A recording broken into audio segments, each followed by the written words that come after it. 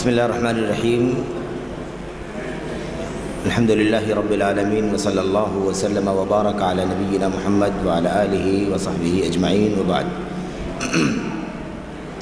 قال الله عز وجل: إنما المؤمنون الذين إذا ذكر الله وجلت قلوبهم وإذا تليت عليهم آياته زادتهم إيمانا وعلى ربهم يتوكلون. وقال عز من قائل: ألم يأن للذين آمنوا أن تخشع قلوبهم لذكر الله وما نزل من الحق. وقال النبي صلى الله عليه وسلم: ألا إن في الجسد مضغة إذا صلحت صلح الجسد كله وإذا فسدت فسد الجسد كله ألا وهي القلب. رواه البخاری.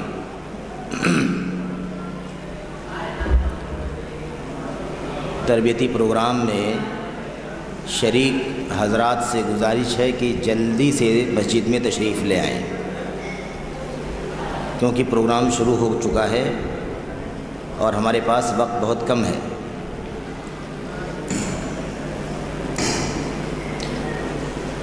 تربیتی پروگرام میں آپ کے اس سیشن میں جو عنوان منتخب کیا گیا ہے وہ ہے دلوں کی سختی، اسباب اور علاج. دلوں کی سختی، اسباب اور علاج. یہ بہت ہی اہم، بہت ہی ضروری عنوان ہے، اور زندگی کے تمام تر مسائل میں جو کمیاں ہیں، جو کوتاہیاں ہیں، جو خلل ہیں، جو پریشانیاں ہیں، اس کا بنیادی سبب اور بنیادی وجہ دلوں کی سختی ہی ہے. اگر دلوں کی اصلاح ہو جائے، دلوں میں نرمی پیدا ہو جائے، دلوں کی سختیاں ختم ہو جائیں تو بہت سارے مسائل کا علاج خود ہو جائے گا. اسی اہمیت کی پیش نظر اس عنوان کا انتخاب کیا گیا اور آپ کے تربیتی کورس کا ایک حصہ بنایا گیا، دلوں کی سختی، اسباب اور اس کا علاج. میں گزارش کروں گا کہ بغور اس عنوان کو سماعت کریں اور اللہ کی کتاب قرآن کریم اور اللہ کے نبی صلی اللہ علیہ وسلم کی سنت اور صحابہ کرام سلف صالحین کے اسوے، ان کی سیرت اور ان کی زندگیوں کے نمونوں سے اپنے دلوں کو نرم کریں، اپنے دلوں کی سختیوں کو ختم کریں، اور اللہ رب العالمین سے دعا بھی کریں کہ اللہ تعالی ہمارے دلوں کو نرم کر دے اور ہمارے دلوں کو حق کے قبول کرنے کے لائق بنا دے. آمین رب العالمین. دیکھیں، دل کی اہمیت اور دل کی اصلاح کی اہمیت، دل کے خراب ہو جانے کا جو نقصان ہوتا ہے اس کی اہمیت، یہ ساری چیزیں اس دنیا کے اعتبار سے بھی مسلم ہیں، دنیوی اعتبار سے بھی. ایک انسان کا جسم اللہ رب العالمین نے بنایا ہے، انسان کا جسم، انسان کا ڈھانچہ، یہ انسان کا جو وجود ہے، اس کا ہیکل ہے، اس میں دل کی اہمیت مسلم ہے، دنیا کے حساب سے بھی مسلم ہے، شریعت کے حساب سے نہیں. شریعت کے حساب سے تو آپ کے سامنے بات کی جائے گی، لیکن دنیوی اعتبار سے بھی دل کی اہمیت اور دل کی اصلاح، دل کا فساد، دل کی خرابی، دل کی سختی، یہ ساری چیزیں دنیا کے اعتبار سے بھی کافی اہمیت رکھتی ہیں. میڈیکل سائنس کے حساب سے بھی آپ جانتے ہیں کہ ایک صاف ستھرا صحت مند جسم جس میں بظاہر کوئی خرابی نہ ہو، حسین جمیل جچا کلا بدن، چھریرا اچھا خاصا بدن، لیکن اگر اس کا دل خراب ہو، اس کے ہارٹ میں کوئی کمی ہو، کسی قسم کا کوئی مسئلہ ہو، اور دل کی ماہر اطباء اور ڈاکٹران نے یہ فیصلہ سنایا ہو کہ اس کے دل میں خرابی ہے،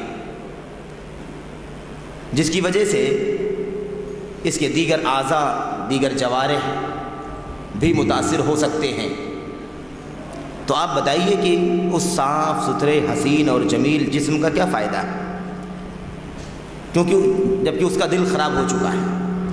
اس کے برخلاف ایک شخص کا دل اچھا ہے، بیماریوں سے پاک ہے، صحت مند ہے، تندرست ہے، کسی بھی قسم کا اس میں عیب نہیں ہے، کسی قسم کی طبی خرابی اس کے اندر نہیں ہے، تو گرچہ اس کو بخار ہے، اس کے ہاتھوں میں درد ہے، اس کے سر میں درد ہے، اس کے ہاتھ پیر میں کوئی بڑا عیب بھی ہے، اس کی انگلیاں ٹوٹی ہوئی ہیں، اس کے پیر میں پریشانی ہے، اس کے جسم میں پریشانی ہے، اس کی آنکھ میں تکلیف ہے، مطلب کسی بھی ناحیے سے، اور دیگر اور اعضاء اور جوارح میں اگر کچھ کمیاں بھی ہیں، لیکن دل جو ہے وہ صاف ستھرا ہے، صحیح سالم ہے، اچھا ہے، تو آپ یہ بتائیے کہ اس دل کی اہمیت، یہ جسم زیادہ اہمیت رکھتا ہے، یہ جسم اچھا ہے جس کا دل صحیح سالم ہے لیکن اس کے اندر ظاہری خرابیاں ہیں، یا وہ دل اچھا ہے، وہ جسم اچھا ہے جو بظاہر صاف ستھرا ہے، خوبصورت ہے، لیکن اس کا دل خراب ہو چکا ہے۔ ہارٹ کا مریض جو ہوتا ہے وہ کتنا بھی حسین و جمیل کیوں نہ ہو، لیکن دل کی خرابی کی وجہ سے اس کی زندگی کا کوئی بھروسہ نہیں کب تک جیے گا وہ۔ انسان گاڑی چلاتا ہے، دنیا کی مثالیں، اس میں انجن ہے کہ نہیں ہے؟ انجن اگر اچھا ہے، اس میں کوئی خرابی نہیں ہے، تو اگر اس کی باڈی میں کچھ بھی بیماریاں ہیں، اس کے شیشے ٹوٹے ہوئے ہیں، اس میں ڈینٹ پینٹ کا کام ہے اور کوئی مسئلہ ہے، لیکن چونکہ انجن صحیح سلامت ہے تو وہ ٹوٹی پھوٹی گاڑی انسان کو منزل تک پہنچا سکتی ہے۔ لیکن اگر انجن صحیح سالم نہیں ہے، انجن میں خرابی ہے، تو ایک صاف ستھری گاڑی جس میں ڈینٹ پینٹ کا کوئی کام نہیں ہے، شیشے اچھے ہیں، کلر اچھا ہے اور ساری چیزیں بظاہر صحیح سالم ہیں، وہ گاڑی انسان کو منزل تک نہیں لے جا سکتی۔ تو دل کی اہمیت تو ویسے بھی مسلم ہے، دنیا کے اعتبار سے بھی سب سے زیادہ جو خطرناک مرض سمجھا جاتا ہے انسانی وجود کے حساب سے وہ ہارٹ کا مرض ہے۔ اور آج کل تو خیر اور بہت ساری بیماریاں دنیا میں جنم لے چکی ہیں، ہمارے گناہوں کے نتیجے میں، ہماری غلطیوں، ہماری کوتاہیوں کے نتیجے میں بہت ساری بیماریاں اللہ رب العالمین نے آزمائش کے طور پر دنیا میں بھیج دی ہیں۔ ایسی ایسی فتاک اور تباہ کرنے والی بیماریاں، جان لینے والی بیماریاں دنیا میں جنم لے چکی ہیں، جس کی مثالیں، جس کے ایگزامپلز ماضی میں، پچھلے زمانوں میں ہمیں نہیں ملتی ہیں۔ یہ ہمارے گناہوں کا سبب ہے، ہمارے دلوں کی سختی کا نتیجہ ہے، ہمارے دلوں کی خرابی کا سبب ہے، جس کی وجہ سے ساری بیماریاں پیدا ہوتی ہیں۔ بہرحال دلوں کی سختی، اسباب اور علاج کے حوالے سے یہ آپ کے سامنے درس موجود ہے، اور میں گزارش کروں گا کہ غور سے اس کو سنیں۔ انشاءاللہ تبارک و تعالیٰ اس میں بہت زیادہ مفید باتیں موجود ہیں۔ اللہ سے دعا کرتے ہیں کہ اللہ تعالیٰ ہمیں کتاب و سنت کے ان نصوص اور ان آیات اور احادیث کی روشنی میں اپنے دلوں کی اصلاح کرنے کی توفیق عطا فرمائے، اپنے دلوں کو نرم کرنے کی توفیق عطا فرمائے۔ اللہ رب العالمین ہمارے دلوں کو ایسا بنائے کہ اللہ کے کلام کی آیتیں اس پر اثر انداز ہوں، اللہ کے نبی صلی اللہ علیہ وسلم کی سنت کی باتیں اس میں اثر انداز ہوں۔ قرآن کریم کی آیتوں کو ہم پڑھتے ہیں، سنتے ہیں، تلاوت کرتے ہیں، اس کے معنی کو پڑھتے ہیں، اس کی تفسیروں کو پڑھتے ہیں، لیکن ہمارے دلوں میں کوئی نرمی پیدا نہیں ہوتی ہے۔ وہی آیتیں صحابہ کرام سنتے تھے، ان کی آنکھوں سے آنسو جاری ہو جایا کرتے تھے، بلک بلک کر کے، پھوٹ پھوٹ کر رویا کرتے تھے۔ وہی کلام الہی قرآن کریم جو اللہ کے نبی محمد رسول اللہ صلی اللہ علیہ وسلم پر نازل ہوا تھا، اور نہ جانے کتنی بار اللہ کے نبی صلی اللہ علیہ وسلم نے اسے پڑھا، اس کی تلاوت کی، حضرت جبریل علیہ السلام کے ساتھ اس کا مذاکرہ ہوا، اسے دہرایا گیا، لیکن اس کے باوجود اللہ کے نبی صلی اللہ علیہ وسلم نے ایک صحابی رسول سے کہا، ابن مسعود رضی اللہ تعالیٰ عنہ سے، اقرأ علیہ، ذرا مجھے پڑھو، مجھ پر قرآن کریم کی تلاوت کرو، میں چاہتا ہوں۔ انہوں نے کہا کہ اقرأ علیک وعلیک انزل، اے اللہ کے نبی صلی اللہ علیہ وسلم، آپ ہی پر تو قرآن کریم اترا ہے، آپ ہی کو پڑھ کے سناؤں میں؟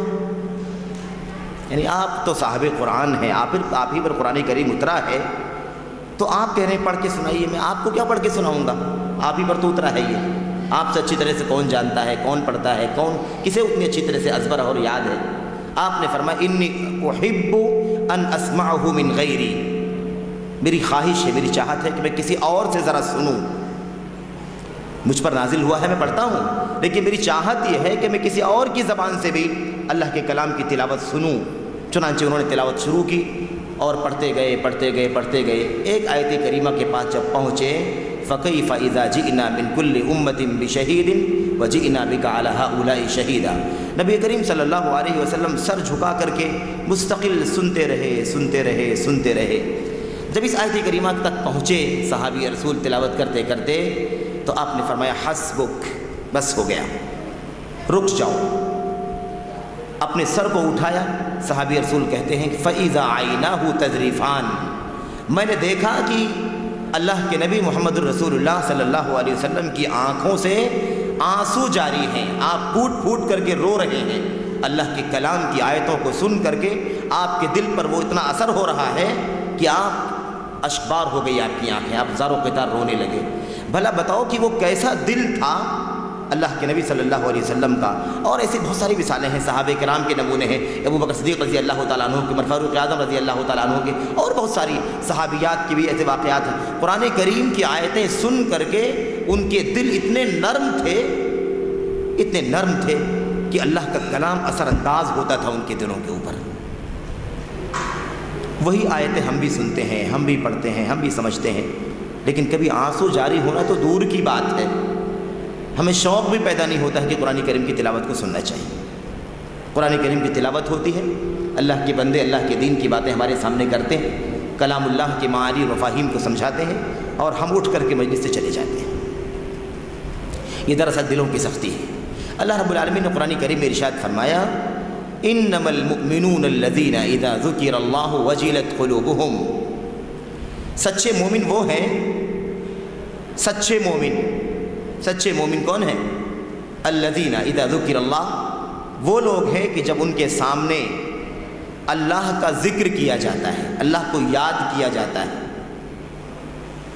وجلت قلوبہم، ان کے دل دہل جاتے ہیں، ان کے دل میں کپکپی طاری ہو جاتی ہے، ان کے دل تھرا اٹھتے ہیں، کانپ اٹھتے ہیں ان کے دل۔ وَإِذَا تُلِيَتْ عَلَيْهِمْ آيَاتُهُ زَادَتْهُمْ إِيمَانًا وَعَلَى رَبِّهِمْ يَتَوَكَّلُونَ، اور جب قرآن کریم کی آیتیں تلاوت کی جاتی ہیں ان کے اوپر کیا ہوتا ہے؟ بھاگتے ہیں مسجد سے، نکل کے بھاگتے ہیں وہ۔ اللہ نے کیا فرمایا؟ زَادَتْهُمْ إِيمَانًا، ان کا ایمان بڑھ جاتا ہے۔ قرآن کریم کی آیتوں کی تلاوت سن کر کے، اس کے معانی اور مفاہیم کو سن کر کے ایمان میں بڑھوتری ہونی چاہیے، ایمان میں اضافہ ہونا چاہیے۔ اللہ نے فرمایا وَعَلَىٰ رَبِّهِمْ يَتَوَكَّلُونَ، اور وہ اللہ پر توکل کرتے ہیں۔ اللہ نے کیا فرمایا؟ جب اللہ کا ذکر کیا جاتا ہے وَجِلَتْ قُلُوبُهُمْ، ان کے دل دہل جاتے ہیں۔ جن مسلمانوں کے یا جن لوگوں کے دل اللہ کے کلام کی آیتوں کی تلاوت سے، اللہ کے ذکر سے دہل جاتے ہوں، اللہ کی نگاہ میں وہی سچے ایمان والے ہیں۔ اگر سچا ایمان والا بننا ہے تو اللہ کے لیے اپنے دلوں کو نرم کرو، ان باتوں کو سن کر کے، اور اپنے دلوں کو اس لائق بناؤ کہ اللہ کے کلام کی آیتیں جب ہم سنیں، اللہ کا ذکر ہو، اللہ کی یاد کی جائے، اللہ رب العالمین کا تذکرہ ہو، تو ہمارے بھی دل کیا ہو جائیں؟ کانپ اٹھیں، تھرا اٹھیں ہمارے دل، آنکھوں سے آنسو جاری ہو جائیں۔ یہ ہونا چاہیے۔ بہرحال دلوں کی اہمیت مسلم ہے، دلوں کی سختی دراصل سب سے بنیادی مرض ہے، سب سے خطرناک بیماری ہے، جو بہت ساری برائیوں کی آماج گاہ ہے۔ ہمیں عقیدے کے مسائل ہوں، ایمان کے مسائل ہوں، عبادات کے مسائل ہوں، خیر کے بھلائی کے کاموں کا مسئلہ ہو، عبادات کا مسئلہ ہو، نماز، روزے، حج، زکوٰۃ، صدقات، خیرات، جھوٹ بولنے، غیبت کرنے، چغلخوری کرنے، دھوکہ دینے، سود کھانے، یہ سارے مسائل، جتنے بھی مسائل ہیں، جتنی بھی برائیاں ہیں، چاہے اس کا تعلق اللہ رب العالمین کے حقوق سے ہو یا اللہ رب العالمین کے بندگان کے حقوق سے متعلق ہو، سماجی مسائل سے ہو، دین و اسلام کے کسی بھی چھوٹے بڑے مسئلے سے تعلق رکھے وہ مسئلہ، لیکن اگر اس سلسلے میں کوتاہی ہے اور ہماری سمجھ میں بات نہیں آتی ہے، ہم اللہ کی کتاب، اللہ کے نبی کی سنت کے مطابق نہیں چلتے ہیں، ہم اس پر عمل نہیں کرتے ہیں، اس کی بنیادی وجہ ہے کہ ہمارے دل سخت ہو چکے ہیں، ہمارے دل سخت ہو چکے ہیں، ہمارے دلوں میں اللہ کا کلام داخل نہیں ہوتا، اللہ کا کلام جذب نہیں کرتا، ہمارے دل اسے حاصل نہیں کرتے، اپنے اندر پیوست نہیں کر پاتے ہیں، جس کی وجہ سے ساری بیماریاں پیدا ہوتی ہیں۔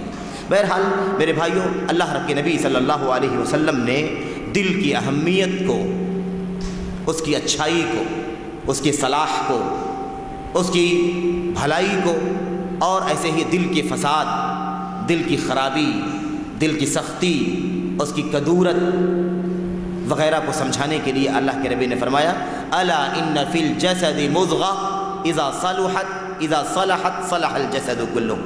سن لو، انسان کے جسم میں، انسان کے بدن میں ایک گوشت کا لوتھڑا ہے، ایک گوشت کا لوتھڑا ہے. اذا صلحت صلح الجسد کلہ. جب تک وہ لوتھڑا صحیح سالم ہوتا ہے، اچھا ہوتا ہے، صالح ہوتا ہے، صلح الجسد کلہ، تو پورا بدن صحیح سالم ہوتا ہے، پورا بدن درست ہوتا ہے. پورا بدن، انسان کے دیگر اعضاء اور جوارے، ہاتھ پیر آنکھ ناک کان، سارے اعضاء اور جوارے یہ صحیح سالم ہوتے ہیں، اچھے ہوتے ہیں. وَإِذَا فَسَدَتْ، اور جب گوشت کا وہ لوتھڑا خراب ہو جاتا ہے، اس میں فساد پیدا ہو جاتا ہے، کدورت اور گندگی پیدا ہو جاتی ہے، فَسَدَ الْجَسَدُ كُلُّهُ، پورا جسم خراب ہو جاتا ہے، پورا جسم، پورا وجود بگڑ جاتا ہے، فساد پیدا ہو جاتا ہے. الا وہی القلب، اللہ کے نبی نے فرمایا یاد رکھو وہ لوتھڑا گوشت کا ٹکڑا انسان کا دل ہے. دل ہے. دل جب تک اچھا ہے سب کچھ اچھا ہے، دل خراب ہے سب کچھ خراب ہے. اس لیے میرے بھائیوں، میرے عزیزوں، میرے بزرگوں، دلوں کی اصلاح حد درجہ ضروری ہے، دلوں کو نرم کرنا ضروری ہے. انشاءاللہ اس چیز میں آپ کو فائدہ ہوگا. حضرت ابو ہریرہ رضی اللہ تعالیٰ عنہ کی ایک بات مجھے یاد آتی ہے جسے علامہ ابن القیم رحمۃ اللہ علیہ نے اپنی کتابوں میں نقل فرمایا ہے. فرماتے ہیں ابو ہریرہ رضی اللہ تعالیٰ عنہ کہتے ہیں القلب ملک والاعضاء جنود. القلب ملک، ہم نے اس سے پہلے بھی کہا ہے نا، دل یہ اساس ہے، دل یہ انجن ہے انسانی جسم کا. جیسے گاڑیوں کا انجن ہوا کرتا ہے، ایسے ہی یہ انسانی ڈھانچے کا انجن ہے. اللہ حضرت ابو ہریرہ فرماتے ہیں القلب ملک والاعضاء جنودہ. دل یہ بادشاہ ہے، دل بادشاہ ہے، امیر ہے، راجہ ہے، اور دیگر اعضاء اور جوارے، ہاتھ پیر ناک آنکھ کان اور دیگر اعضاء اور جوارے، فرماتے ہیں جنودہ، اس بادشاہ کے فوجی ہیں، اس بادشاہ کے لشکر ہیں. فَإِذَا طَابَ الْمَلِكُ طَابَتْ جُنُودُهُ. جب تک بادشاہ صحیح سالم ہوتا ہے، جب تک بادشاہ اچھا ہوتا ہے، اس کے فوجی اور اس کے لشکر بھی اچھے ہوتے ہیں، اس کی رعایا بھی اچھی ہوتی ہے. وَإِذَا فَسَدَ الْمَلِكُ فَسَدَتْ جُنُودُهُ. اور جب بادشاہ گندا ہو جاتا ہے، بادشاہی بگڑ جائے، قوم کا لیڈر ہی خراب ہو جائے، قوم کا امیر ہی خراب ہو جائے، قوم کا صدر ہی بگڑ جائے، تو پھر ظاہر سی بات ہے کہ اس کے اعضاء، اس کے ماتحتین، اس کی رعایا، اس کے فوجی، اس کے کارندے بھی کیا ہو جائیں گے، سب کے سب خراب ہو جائیں گے، بگڑ جائیں گے. تو بہرحال دل کی اہمیت مسلم ہے اور چاہیے کہ ہم دل کی اصلاح کریں، کیونکہ دل کی اصلاح پر سارے اعضاء اور جوارح کی اصلاح کا دار و مدار ہے. آئیے دیکھتے ہیں اچھا دل، صحیح سالم دل، اس کی اہمیت کتنی زیادہ ہے. اللہ رب العالمین نے قرآن کریم میں ارشاد فرمایا یوم لا ينفع مال ولا بنون. یہ آیت کریمہ حضرت ابراہیم علیہ السلام کے سلسلے میں ہے. اس سے پہلی آیت کریمہ میں اللہ رب العالمین نے فرمایا ہے رب لا تخزنی یوم یبعثون، لا تخزنی یوم یبعثون یوم لا ينفع مال ولا بنون الا من اتى اللہ بقلب سلیم. حضرت ابراہیم علیہ السلام نے کیا کہا؟ اے اللہ مجھے قیامت کے دن ذلیل نہیں کرنا، مجھے قیامت کے دن رسوا نہیں کرنا. قیامت کے دن یوم یبعثون، جس دن سارے لوگ کیا ہوں گے؟ مرنے کے بعد دوبارہ زندہ کر کے اٹھائے جائیں گے. اس دن مجھے ذلیل نہیں کرنا، اس دن مجھے بے عزت نہیں کرنا. یوم لا ينفع مال ولا بنون، اس قیامت کے دن کے بارے میں عرض کر رہا ہوں، دعا کر رہا ہوں، جس دن کوئی مال اور اولاد فائدہ نہیں پہنچائیں گے. نہ مال کام آئیں گے، نہ اولاد کام آئے گی، جس کے پیچھے ہم بھاگتے چلے جا رہے ہیں. مال کی ہوس حد سے زیادہ، اولاد کے لیے ہر حلال و حرام کام کرنے کے لیے تیار. اللہ رب العالمین نے کیا فرمایا؟ حضرت ابراہیم کی حکایت میں کہا یوم لا ينفع مال ولا بنون، قیامت کے دن جس دن نہ مال کام آئیں گے نہ اولاد کام آئے گی. الا من اتى اللہ بقلب سلیم، سوائے اس شخص کے جو اللہ کے پاس صحیح سالم دل لے کر کے آیا ہوگا. صحیح سالم دل لے کر کے جو اللہ کے پاس آئے گا قیامت کے دن، اسے نجات ملے گی، اسے کامیابی حاصل ہوگی، اسے فوز و فلاح سے ہمکنار ہونا ہوگا، ورنہ اس کے بغیر انسان کامیاب نہیں ہو سکتا. دل کی صحیح سالم دل لے کر کے اللہ کے پاس آنا چاہیے. ایسے اللہ رب العالمین نے دوسری بات، دل کی اہمیت کو آپ سمجھیے، کیا فرمایا؟ دل سخت ہو جاتا ہے کبھی کبھی، اور اللہ رب العالمین نے بہت ہی نرالے انداز میں اس کو بیان کیا ہے کہ دل جو ایک گوشت کا لوتھڑا ہے، گوشت کا ٹکڑا ہے، اتنا سخت ہو جاتا ہے، اتنا سخت ہو جاتا ہے۔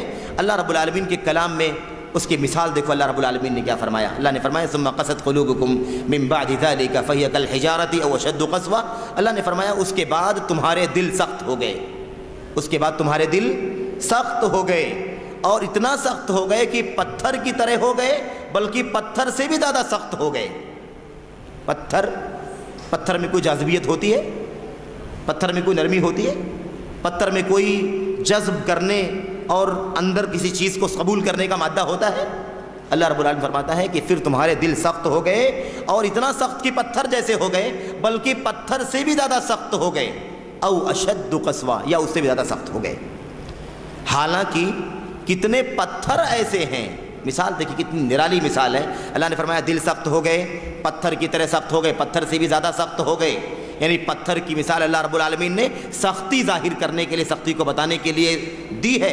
اس کے باوجود اللہ تعالیٰ فرماتا ہے حالانکہ پتھر جو ہے جس کو ہم نے سختی کی مثال دینے کے لیے بیان کیا ہے، وہ سخت پتھر بھی کبھی کبھی کیا ہو جاتا ہے؟ وہ بھی نرم ہو جاتا ہے۔ اللہ نے فرمایا وَإِنَّ مِنَ الْحِجَارَةِ لَمَا يَتَفَجَّرُ مِنْهُ الْأَنْهَارُ، ایسا بھی ہوتا ہے، کتنے ایسے پتھر ہیں جن پتھروں سے نہریں جاری ہو جاتی ہیں، پتھروں کے بیچ سے نہر بہتی ہے کہ نہیں؟ اللہ نے فرمایا وَإِنَّ مِنْهَا لَمَا يَشَقَّقُ فَيَخْرُجُ مِنْهُ الْمَاءُ، اور کتنے پتھر ہیں جو شق ہو جاتے ہیں، پھٹ جاتے ہیں، اور اسے پانی کا فوارہ نکلتا ہے، یعنی اسے جاری ہو جاتا ہے پانی۔ وَإِنَّ مِنْهَا لَمَا يَهْبِطُ مِنْ خَشْيَةِ اللَّهِ، اور کتنے پتھر بھی ایسے ہیں جو اللہ کی ہیبت، اس کا خوف، اس کا ڈر اور اس کی خشیت کی وجہ سے ٹوٹ کے گر جاتے ہیں، اوپر سے نیچے آ جاتے ہیں، اللہ کی ہیبت برداشت نہیں کر پاتے ہیں۔ اللہ نے فرمایا وَمَا اللَّهُ بِغَافِلٍ عَمَّا تَعْمَلُونَ، تمہارے کردار سے، تمہارے عمل سے، تم جو کچھ کر رہے ہو اللہ اسے غافل نہیں، اللہ سب دیکھ رہا ہے۔ یعنی عجیب و غریب بات ہے، انسان کا گوشت کا دل، خون کا دل اتنا سخت ہو جاتا ہے کہ پتھر ہو جاتا ہے، بلکہ پتھر سے بھی زیادہ سخت ہو جاتا ہے، جبکہ پتھر جو سخت چیز کا نام ہے، وہ پتھر بھی کبھی پھٹ جاتا ہے، پانی بہتا ہے، کبھی اس سے نہریں جاری ہو جاتی ہیں، کبھی وہ اللہ کے ڈر کے مارے پتھر بھی اوپر سے نیچے گر جاتا ہے، ٹوٹ کر کے نیچے آ جاتا ہے۔ لیکن یہ بیچارہ دل، یہ پاپی دل انسان کا جو گوشت کا ہی ہے، لیکن یہ بھی اللہ رب العالمین کی ہیبت کے اثر کو قبول نہیں کرتا ہے، اللہ کی عظمت کو قبول نہیں کرتا ہے، اللہ رب العالمین کے کلام کا اثر اس کے اندر نہیں ہوتا ہے۔ عجیب و غریب بات ہے کہ ہمارے دل کتنے سخت ہو جاتے ہیں۔ تو بہرحال یہ دلوں کی سختی کی بات ہے۔ دراصل دلوں کی سختی وہ سختی ہے جب اللہ کا کلام، اللہ کے نبی صلی اللہ علیہ وسلم کی سنت، حق کو قبول کرنے کا مادہ دل کے اندر سے ختم ہو جائے، دل حق کو قبول نہ کرے، اللہ کے کلام کی باتیں، اللہ کے نبی کی سنت کی باتیں، حق باتیں اللہ کے دین کے حوالے سے انسان کے دل میں نہ جگہ پائیں، انسان کا دل قبول نہ کرے، یہ دراصل دل کی سختی کا مطلب ہوتا ہے۔ ایسے ہی آئیے دیکھیے، جب دل سخت ہو جائے تو کتنی بری چیز ہے یہ، دل کی سختی بہت ہی بری چیز ہے، اس سے بچنے کی ضرورت ہے اور دلوں کو نرم رکھنے کی ضرورت ہے۔ اللہ رب العالمین نے نبی کریم صلی اللہ علیہ وسلم کی سنت میں ایسی بہت ساری چیزیں موجود ہیں جس سے پتہ چلتا ہے کہ سخت دل بہت ہی بری چیز ہے، بہت ہی بری صفت ہے کسی کا دل سخت ہو جائے، بہت ہی بری بات ہے کہ کسی کا دل اللہ کے کلام کو قبول نہ کرے، حق بات کو قبول نہ کرے، نرمی نہ ہو اس کے اندر، سختی ہو اس کے اندر، صلابت ہو۔ میرے بھائی، اللہ دیکھیں حضرت فضیل ابن عیاض، ان کا نام تو اکثر سنا جاتا ہے، فضیل بن عیاض کا نام اکثر و بیشتر لوگ لیتے رہتے ہیں، اسلاف میں سے ہیں۔ فرماتے ہیں خمس من علامات الشقاء، 5 چیزیں ایسی ہیں جو بدبختی کی نشانی ہے۔ 5 چیزیں کس کی نشانی ہے؟ بدبختی، بدقسمتی، بدنصیبی کی نشانیاں ہیں۔ کیا ہیں وہ؟ فرماتے ہیں سب سے پہلی بات دل کا سخت ہو جانا۔ دل اگر سخت ہو گیا ہے انسان کا تو اس سے بڑا بدنصیب کوئی نہیں ہے، کیونکہ جڑ ہی اس کی خراب ہو گئی ہے، اس کا انجن ہی خراب ہو چکا ہے، اب کوئی بھلائی اس کے اندر داخل ہونے والی نہیں ہے۔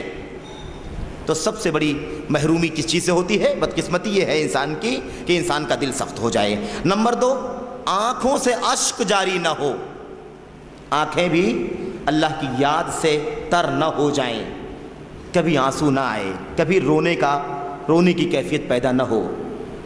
اور دراصل معاملہ دل سے ہی جڑا ہوا ہے. جب دل پگھلیں گے، دل نرم ہوگا، اس کی تاثیر اترے گی، تب آنکھوں میں اشک جاری ہو جائیں گے. لیکن آنکھوں میں آنسو کب جاری نہیں ہوتے؟ جب پہلے دل سخت ہوتا ہے، دل میں کوئی بات اثر انداز نہیں ہوتی. اس لیے دوسری بات کیا ہے؟ وہ جمود العین، آنکھ کا جمود، یعنی آنکھ کی سختی، آنکھ کا خشک ہو جانا، آنکھوں سے آنسو جاری نہ ہو. ایسے ہی نمبر 3 وقلۃ الحیا، حیا اور شرم کا کم ہو جانا، بے حیائی ہو جانا، یا کم حیا کا کم ہو جانا. میرے بھائی، اگر حیا کا کم ہو جانا بد نصیبی ہے تو بے حیائی کتنی بڑی بد نصیبی ہوگی. اگر حیا اور شرم کا مادہ کم ہو جائے تو یہ کیا ہے؟ یہ بدقسمتی کی نشانی ہے، بد نصیبی کی نشانی. اور اگر بے حیائی پیدا ہو جائے، حیا کا مادہ ہی ختم ہو جائے، حیا کا شرم کا پانی ہی سوکھ جائے، تو اس سے بڑی بد نصیبی اور کیا ہو سکتی ہے کہ انسان بے حیا ہو گیا. ایسے ہی کہتے ہیں والرغبۃ فی الدنیا، دنیا کی ہوس، دنیا کی خواہش، دنیا کی لالچ حد سے زیادہ پیدا ہو جائے. ایسے ہی نمبر 5 طول الامل، لمبی لمبی آرزوئیں، لمبی لمبی تمنائیں، اتنے بنگلے، اتنی زمینیں، اتنی جائیداد، یہ بنانا ہے، یہ کرنا ہے، یہ کرنا ہے، یہ کرنا ہے، لمبی لمبی تمنائیں. اللہ اکبر. یہ ہے، یہ 5 چیزیں کس کی نشانی ہے؟ یہ صفتیں جس کے اندر موجود ہوں، یہ باتیں جس کے اندر موجود ہوں، اللہ ہم سب کو اس سے پناہ میں رکھے. جس کے اندر یہ چیزیں موجود ہیں، بدبختی کی، بدقسمتی کی، بد نصیبی کی نشانی ہے. اللہ ہمیں خوش نصیبوں میں شامل فرمائے، اللہ ہمیں بد نصیب نہ بنائے، بد نصیبی سے اللہ ہمیں بچائے. ایسے ہی نمبر 2 دل کی سختی کتنی بری چیز ہے. اندازہ لگائیے کہ حضرت مالک بن دینار جو تابعی ہیں فرماتے ہیں ما ضرب عبد بعقوبۃ اعظم من قسوۃ قلب، فرماتے ہیں اگر کسی کے اوپر سب سے بڑا عذاب کوئی ہوا ہے، اگر کسی کے اوپر سب سے بڑا کوئی عذاب آیا ہے تو وہ دل کا سخت ہو جانا ہے. اگر کسی کا دل سخت ہو گیا ہے، کسی بندے کا دل سخت ہو گیا ہے، تو اسے جاننا چاہیے، سوچنا چاہیے کہ اس سے بڑی سزا، اس سے بڑا عذاب اللہ رب العالمین نے اس کے اوپر کچھ نہیں کیا. دل کا سخت ہو جانا بہت بڑی محرومی ہے، اللہ کی طرف سے عذاب ہے، اللہ رب العالمین کی طرف سے ایک طرح کا عقاب ہے کہ بندے کا دل سخت ہو جائے اور حق باتیں قبول نہ کر سکے. ایسے ہی دل اگر سخت ہو جاتا ہے تو اس کے نقصانات کیا ہوتے ہیں؟ اب سارے کے سارے نقصانات مجموعی طور پر دل کی سختی کی وجہ سے ہی ہوا کرتے ہیں. سارے نقصانات کیوں ہوتے ہیں؟ دل کی سختی کی وجہ سے. آئیے چند مثالیں ہیں دل کی سختی کے نقصانات میں، ورنہ جتنی بھی بیماریاں، جتنی بھی خرابیاں، جتنے بھی مسائل ہیں، جتنے بھی نقصانات ہم دین اور شریعت کے حوالے سے ہم محسوس کرتے ہیں، سماجی حساب سے محسوس کرتے ہیں، وہ سب کے سب کیوں ہوا کرتے ہیں؟ دل کی سختی کی وجہ سے ہوا کرتے ہیں. دیکھیں، محسوس کریں. علامہ ابن القیم رحمۃ اللہ علیہ اپنی کتاب الفوائد کے اندر فرماتے ہیں اذا، اور کیا ہے وہ نقصان کیا ہے؟ جب انسان کا دل سخت ہو جاتا ہے تو اس کا ایک نقصان یہ ہوتا ہے کہ انسان کی طبیعت میں عاجزی، نرمی ختم ہو جاتی ہے. تکبر، بڑکپن، غرور، گھمنڈ، عجب، انا پیدا ہو جایا کرتی ہے. سب سے بڑی خطرناک بیماری ہے یہ، ہے کہ نہیں؟ اللہ کے نبی نے کیا فرمایا تھا؟ آپ نے فرمایا تھا لا يدخل الجنت من كان في قلبه مثقال حبۃ من کبر، جس کے دل میں رائی کے دانے کے برابر بھی بڑکپن اور تکبر ہوگا وہ جنت میں نہیں جائے گا. دل کی سختی کا ایک سب سے بڑا نقصان یہ ہوتا ہے کہ انسان کا دل جب سخت ہو جاتا ہے اس کے اندر سے تواضع ختم ہو جاتا ہے، انکساری ختم ہو جاتی ہے، عاجزی ختم ہو جاتی ہے، اس کے اندر بڑکپن، اونچاپن، غرور، تکبر پیدا ہو جاتا ہے، جو بہت ساری بیماریوں کا سبب ہے، بہت سارے گناہوں کا سبب ہے. اور جب تکبر پیدا ہو جاتا ہے انسان کے دل کے اندر تو وہ کوئی حق بات قبول نہیں کرتا، کوئی بھلائی کی بات قبول نہیں کرتا، کوئی نصیحت کرتا ہے، کوئی سمجھاتا ہے، بجھاتا ہے، اسے قبول کرنے کے لیے آمادہ نہیں ہوتا ہے. چنانچہ دیکھیں ابن قیم کیا فرماتے ہیں اذا قسى القلب قحطت العين، فرماتے جب دل میں سختی پیدا ہو جاتی ہے، جب دل سخت ہو جاتا ہے تو آنکھوں میں بھی قحط آ جاتی ہے. دل سخت ہوتا ہے تو آنکھ میں قحط آ جاتی ہے. یعنی کیا مطلب؟ قحط کسے کہتے ہیں؟ بارش نہ ہو، ہے کہ نہیں؟ سیرابی نہ ہو، قحطت العین، آنکھوں میں قحط آ جائے، یعنی آنکھوں سے آنسو جاری نہ ہو۔ اللہ کا ڈر، اللہ کی ہیبت، اللہ کی عظمت اور اللہ کے خوف سے ایک مومن کی آنکھوں سے آنسو جاری ہو جانا چاہیے، ہے کہ نہیں؟ لیکن جب دل سخت ہوتے ہیں تو اس کا اثر فوراً کس پر پڑتا ہے؟ اس کی آنکھوں پر پڑتا ہے، اس کی آنکھوں سے اشک جاری نہیں ہوتے ہیں۔ کہتے ہیں اس کی مثال ایسے ہی سمجھو کہ جب کسی شخص کا بدن مریض ہو جائے، جسم میں بیماری ہو، جسم میں مرض ہو، تو کوئی کھانا اسے اچھا نہیں لگتا، کسی کھانے کچھ بھی آدمی کھائے پیے کوئی فائدہ اس کا نظر نہیں آتا۔ بالکل وہی مثال ہے، فرماتے ہیں کما ان البدن اذا مرض لم ينفع فيه الطعام والشراب، ایسے ہی جب جسم خراب ہو جائے تو کھانا پینا کوئی فائدہ نہیں پہنچاتا، ایسے ہی جب دل خراب ہو جاتا ہے تو دل میں بھلی باتیں بھی کوئی فائدہ نہیں پیدا کر پاتی ہیں۔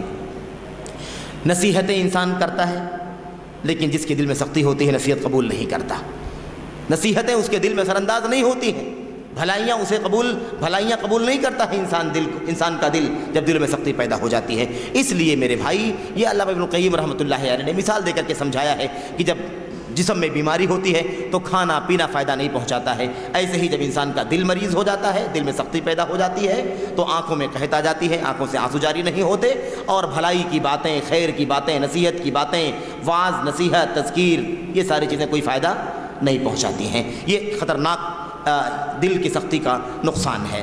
ایسے ہی دل کی سختی کا ایک دوسرا نقصان یہ بھی ہے کہ جب دل سخت ہو جائے گا تو انسان کا کیریکٹر، انسان کا بیہیو، انسان کا تعامل، انسان کا سلوک، انسان کا چال چلن، انسان کا میل ملاپ، سماجی رہن سہن کیا ہو جائے گا؟ بدل جائے گا۔ سختی ہوگی، زبان گندی ہوگی اس کی، ہاتھ کسی پر ناحق چل جائے گا، کسی کو مارے گا، کسی کو پیٹے گا، کسی کو گالی دے گا، کسی کے ساتھ بدزبانی سے پیش آ جائے گا۔ جب دل میں سختی پیدا ہو جائے گی تو یہ ساری چیزوں پر اس کا اثر پڑ جائے گا، انسان کی دل پر، انسان کی آنکھ پر، اس کے ہاتھ پر، اس کے پیروں پر، اس کے مزاج پر، اس کی طبیعت پر، اس کی زبان پر، ہر چیز کو متاثر کر دے گا۔ اس لیے ذمہ داری کیا ہے کہ دلوں کو سختی سے بچاؤ، دلوں کو نرم کرو۔ اللہ کے نبی صلی اللہ علیہ وسلم کے بارے میں آپ کو اللہ رب العالمین نے سمجھایا، بلکہ اللہ رب العالمین نے آپ کو نصیحت کرتے ہوئے بتلایا، کیا کہا؟ فَبِمَا رَحْمَةٍ مِّنَ اللَّهِ لِنْتَ لَهُمْ، فَبِمَا رَحْمَةٍ مِّنَ اللَّهِ لِنْتَ لَهُمْ، یقیناً آپ محض اللہ کی رحمت کی وجہ سے رحم دل ہیں۔ اے اللہ کے نبی صلی اللہ علیہ وسلم، آپ اللہ کی رحمت کی وجہ سے نرم ہیں، نرم ہو گئے ہیں۔ وَلَوْ كُنْتَ فَظًّا غَلِيظَ الْقَلْبِ لَانفَضُّوا مِنْ حَوْلِكَ، اگر آپ سخت دل ہوتے، اگر آپ سخت دل ہوتے، سخت زبان ہوتے، فض کسے کہتے ہیں؟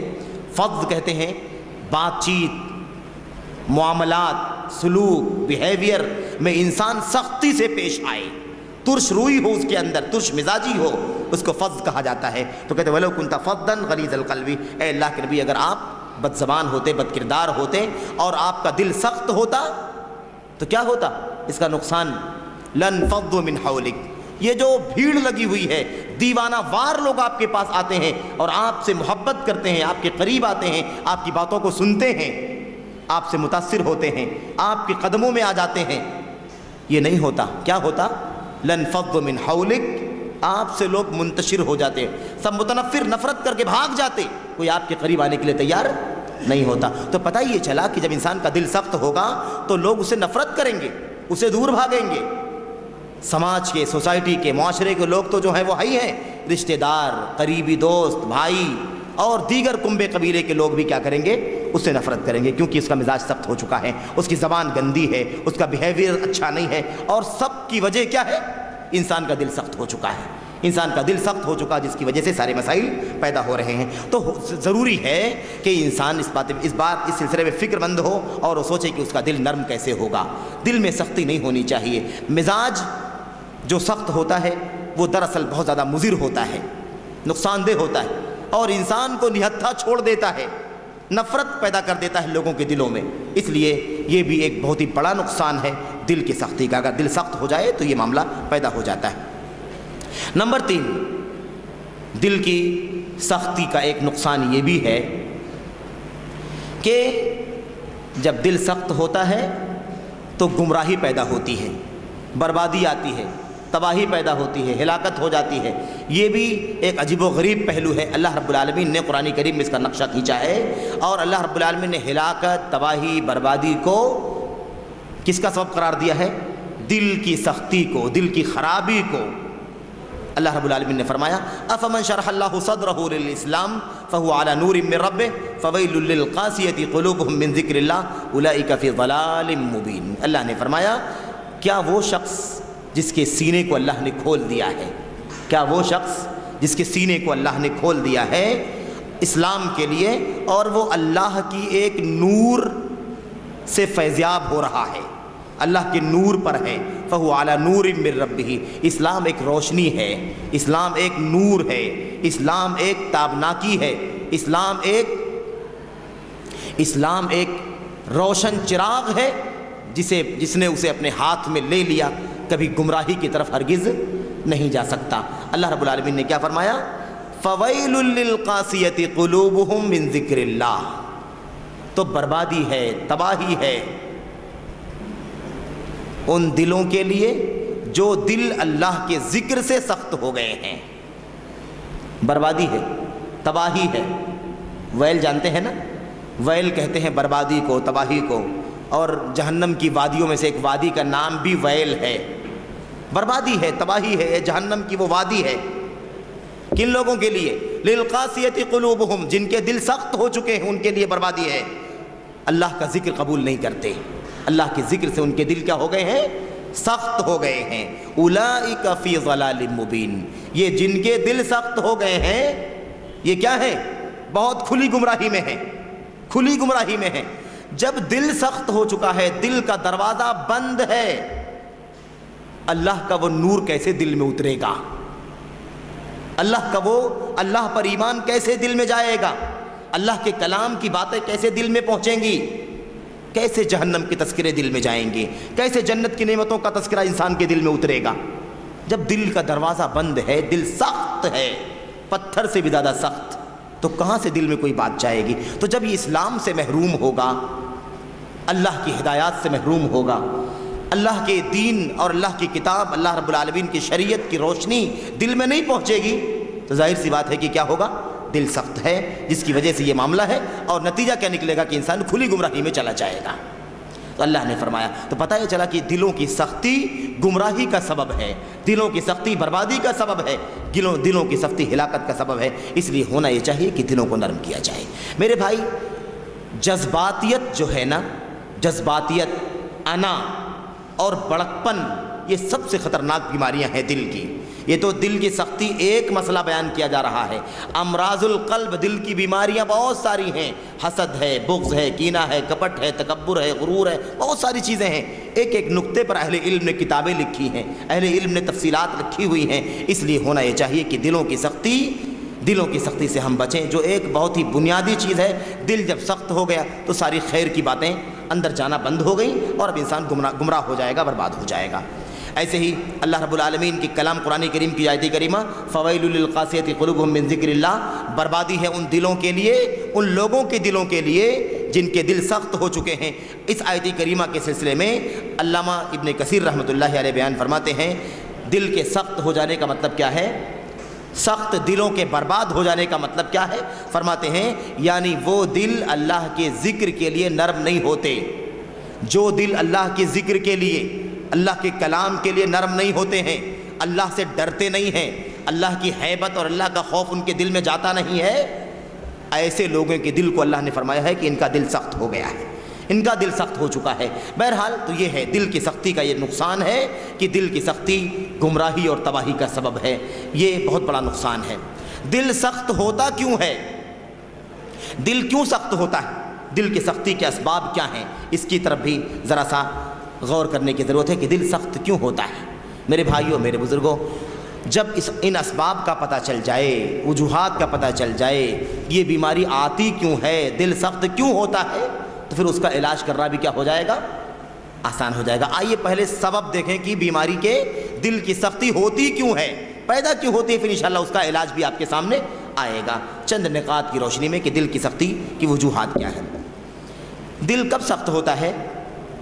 نمبر ایک، دل اس وقت سخت ہوتا ہے جب دل کو نرم کرنے والی چیزوں سے انسان دور ہٹ جاتا ہے. دل کو نرم کرنے والی، دل کی اصلاح کرنے والی، دل کو سجانے سنوارنے والی جو مجلسیں ہیں، سجانے سنوارنے والے جو اسباب ہیں، جب انسان اس سے دور ہٹتا ہے تو دل سخت ہو جاتے ہے کہ نہیں؟ اللہ نے کیا فرمایا قرآن کریم جو پہلے ہم نے شروع میں آیت کریمہ پڑھی، سچے مومن وہ ہیں سچے مومن کہ جب ان کے سامنے اللہ کا ذکر کیا جاتا ہے تو ان کے دل دہل جاتے ہیں. تو اللہ کا کلام، اللہ کا ذکر جب کیا جائے تو مومن کا دل دہل جانا چاہیے، مومن کا دل نرم پڑ جانا چاہیے، ہے کہ نہیں؟ تو پتہ چلا کہ مومن کا دل نرم کب ہوتا ہے، کس سے ہوتا ہے؟ اللہ کے ذکر سے. اللہ کے ذکر سے مومن کا دل نرم پڑتا ہے. قرآن کریم کی تلاوت سے مومن کے دل کو نرم پڑنا چاہیے. یہ اس کے اسباب ہیں جس کی وجہ سے نرمی پیدا ہوگی. ان اسباب سے اگر انسان دوری اختیار کرے گا تو اس کا دل کیا ہو جائے گا؟ سخت ہو جائے گا. آئیے دیکھتے ہیں. نمبر 1 پہلی چیز ہے دینی ماحول سے دوری اور غفلت. دینی ماحول سے دوری اور غفلت. ایک آدمی ہے جو ساری مشغولیت دنیا داری کی رکھتا ہے، کاروبار ہے، بزنس ہے، لین دین ہے، اس کمپنی میں جانا ہے، اس کمپنی میں جانا ہے، یہ بیوپاری ہے، یہ کسٹمر ہے، پورا دن پوری رات، پورے مہینے، ہفتے، سال ہمیشہ مشغول ہے اپنے کاروبار میں، بزنس میں، دنیا داری میں. یہ بنانا ہے، یہ بگاڑنا ہے، یہ کرنا ہے، ہمیشہ وہی مشغولیت. نہ اللہ کی دین کی مجلسوں میں حاضر ہوتا ہے، نہ دینی مجالس میں شرکت کرتا ہے، نہ قرآن کریم کی تلاوت کی توفیق ملتی ہے، نہ اللہ کے نبی صلی اللہ علیہ وسلم کی سنت کی باتوں کو پڑھتا ہے اور اس پہ غور کرتا ہے. اس دینی مسائل سے ایک دم دور رہتا ہے، دین کی طرف نہیں آتا ہے. مجھے بتاؤ کہ جب اس کا سابقہ ہی نہیں پڑتا ہے ان مجلسوں سے جہاں اس کے دل میں نرمی پیدا ہو، تو دل میں نرمی کہاں سے پیدا ہوگی؟ دل میں نرمی کہاں سے پیدا ہوگی؟ دل میں نرمی پیدا کرنے کے لیے ضروری ہے کہ اللہ کے دین کی مجلسوں میں حاضر ہو. آپ کو یاد ہوگا اللہ کے نبی نے کیا فرمایا؟ اذا مررتم بریاض الجنت فرتعوا. جب تم لوگ جنت کے باغات سے گزرو، جب تم لوگ جنت کے باغوں سے گزرو، جنت کی کیاریوں سے جب گزرو تو ذرا چر لیا کرو. جنت کے باغوں سے گزرو، گارڈن سے، تو کیا کرو؟ چر لیا کرو. جیسے آدمی کسی چراگاہ سے، کسی میدان سے، ہری بھری گھاس سے گزرتا ہے کوئی جانور، تو چرنے کی لالچ کرتا ہے. اللہ کے نبی نے عجیب و غریب انداز میں بیان فرمایا، اذا مر، جب تم جنت کے باغوں سے گزرو تو ذرا چر لیا کرو، یعنی چلے جایا کرو، فائدہ اٹھا لیا کرو. لوگوں نے کہا ارے جنت کے باغ یہاں کہاں ہیں؟ ابھی یہاں کہاں جنت کے باغ ہیں؟ جنت کے باغ کا کیا مطلب ہے؟ اللہ کے نبی نے کیا فرمایا؟ مجالس الذکر، ذکر کی مجلسیں. یہ ذکر کی مجلس ہے، یہ بھی ذکر کی مجلس ہے. وہی مجلس نہیں ہوتی ہے ذکر کی جہاں صرف بیٹھ کر کے بس سبحان اللہ استغفر اللہ کا ورد کیا جائے اور اس میں نہ جانے کتنی چیزیں بڑھا لی جائیں، منمانی انداز کا ذکر کیا جائے، منمانی انداز کا ورد کیا جائے، اور نہ جانے کیسے کیسے ایکشن، نہ جانے کیسی کیسی شکلوں کو ایجاد کر لیا جائے اور اسے دین سمجھا جائے. وہی مجلسیں نہیں ہوتی ہیں صرف ذکر کی. ذکر کی مجلسیں یہ بھی ہیں. تو اللہ رب العالمین نے، اللہ کے نبی نے کیا فرمایا؟ جب تم جنت کے باغوں سے گزرو تو چر لیا کرو، گزر جایا کرو، چر لیا کرو. تھوڑی دیر بیٹھ جاؤ، انشاءاللہ ایمان تازہ ہو جائے گا، دلوں کی سختی کم ہو جائے گی، دل نرم ہو جائیں گے اور انسان کے دل میں اللہ کے کلام کی باتیں اثر انداز ہونا شروع ہو جائیں گی. تو اس لیے ہمیں چاہیے کہ ہم کیا کریں؟ دل کی سختی کے اسباب کیا ہے؟ ایک سبب یہ ہے کہ انسان دین سے دور رہے، دینی مجلسوں سے دور رہے، دینی محفلوں سے دور رہے، دینی باتیں نہ سنے، قرآن کریم کی تلاوت نہ کرے، نہ سنے. جب ایسے ماحول میں انسان رہے گا، مکمل بائیکاٹ اپنے آپ کو کیے رہے گا دینی کاموں سے، تو ظاہر سی بات ہے کہ دلوں میں سختی پیدا ہونا شروع ہو جائے گی. آپ جانتے ہیں کہ جتنا انسان اللہ رب العالمین کی یاد سے قریب آتا ہے، اللہ کے ذکر سے قریب آتا ہے، اللہ کے دین کے قریب آتا ہے، اتنا شیطان سے دور ہوتا ہے، اور جتنا شیطان سے قریب ہوتا ہے اتنا ہی اللہ رب العالمین سے اور اس کے ذکر سے دور ہوتا ہے. تو ضروری ہے، یہ چیز بہت ہی بنیادی ہے. اللہ رب العالمین نے فرمایا مومنوں کو للکارتے ہوئے، مومنوں کے دلوں کو جھجھوڑتے ہوئے اللہ نے فرمایا الم یأن للذین آمنوا ان تخشع قلوبہم لذکر اللہ وما نزل من الحق. کیا مومنوں پر بھی وقت نہیں آیا؟ کیا مومنوں پر ابھی وہ وقت نہیں آیا کہ ان کے دل اللہ کے ذکر کے لیے نرم پڑ جائے؟ کب نرم ہوں گے مومنوں کے دل؟ اہل ایمان کے دل کب نرم پڑیں گے؟ کیا ابھی وقت نہیں آیا دل کے نرم ہونے کا؟ عجیب و غریب انداز میں. اور آپ کو یاد ہوگا فضیل بن عیاض کا نام آپ نے سنا ہے نا اس سے پہلے؟ فضیل بن عیاض کا ایک قول اس سے پہلے گزر چکا ہے. فضیل بن عیاض ایک تابعی ہیں، تبع تابعی ہیں غالباً. فضیل بن عیاض رحمۃ اللہ علیہ کی سیرت میں لکھا ہوا ہے کہ وہ پہلے شروع میں ایک رہزن تھے. رہزن مطلب ڈاکو، مال کو لوٹنے والے، راستے کاٹنے والے، مسافروں کے مالوں کو چھین لینے والے، ہڑپ کر لینے والے، جان لینے والے، حملہ کر دینے والے. یہ ان کا کام تھا. کیا؟ مالوں کو لوٹنا، ہڑپ کر لینا، مار پیٹ کرنا، رہزنی کرنا، مطلب قتل و غارت گری، ڈاکہ زنی، یہ ان کا کام تھا. وہ خود واقعہ بیان فرماتے ہیں، اپنی سیرت میں موجود ہے ان کی. کہتے ہیں کہ میں جو ہے ایک دیوار کے پیچھے، دیوار پھلانگ کر کے اس کے پیچھے چھپا ہوا تھا اور چھپ کے رہتا تھا. میں وہی میری جگہ تھی، میرا اڈا تھا، وہی میں چھپا رہتا تھا. جب کسی قافلوں کو گزرتے ہوئے دیکھتا تھا، اندازہ لگتا کہ کوئی قافلہ جا رہا ہے، تو اندر سے کود کے باہر نکلتا اور پر حملہ کر دیتا تھا. اور جو کچھ بھی ممکن ہوتا وہ بھی تھے، اور ان کی ٹیم بھی تھی، کچھ لوگ اور بھی ان کے ساتھ میں تھے. کہاں میں وہاں سے کود کے باہر آتا اور اچانک حملہ آور ہو کر کے ان کے بہت سارے مال، سونے وغیرہ وغیرہ، یا اور بھی کیا کہتے ہیں جانور، غلے وغیرہ چھین لیتا. کہتے یہی میرا کام تھا. کہتے ایک مرتبہ کا واقعہ یہ ہے کہ میں دیوار کے پیچھے چھپا بیٹھا ہوا تھا. دیوار کے پیچھے چھپا بیٹھا ہوا تھا. کچھ لوگ دیوار کے پیچھے سے گزر رہے تھے اور وہ آپس میں بات کر رہے تھے کہ ارے یہاں سے ذرا جلدی نکلو، نہیں تو کہیں فضیل نہ آ جائے. سن رہے ہیں نا کیا کہہ رہے تھے وہ لوگ؟ آپس میں گزرنے والے بات کر رہے تھے کہ ارے یہی تو فضیل رہتا ہے، یہاں سے ذرا جلدی بچا کے نکلو، ایسا نہ ہو کہ فضیل اندر کہیں چھپا ہوا ہو، نکل کے حملہ کر دے اور ہماری جان لے لے، ہمارا مال چھین لے. کہتے ہیں کہ میں سونا تو مجھے بڑا تکلیف ہوئی کہ ارے لوگ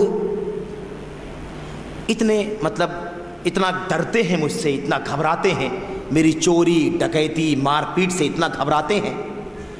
میں اتنا گندا آدمی ہوں، اتنا گندا آدمی کہ لوگ کہتے ہیں کہ بھائی اس سے بچ کے نکلنا بڑا شرپسند ہے. یہ تو بہت بری بات ہے، کہیں اسی حالت میں میری موت نہ ہو جائے. یہ پہلا موقع تھا جب انہیں اس سلسلے میں احساس ہوا کہ یہ کام چھوڑ دینا چاہیے اور شرافت کی زندگی گزارنی چاہیے. کہتے ہیں اس کے بعد ایک اور موقع آیا، میں دیوار کے پیچھے چھپا ہوا تھا. مجھے دیوار کے پیچھے سے قرآن کریم کی یہ آیت کریمہ سنائی دی. کون سی آیت کریمہ؟ یہی آیت کریمہ جو آپ کے سامنے ہے، سورہ حدید کی آیت نمبر 16.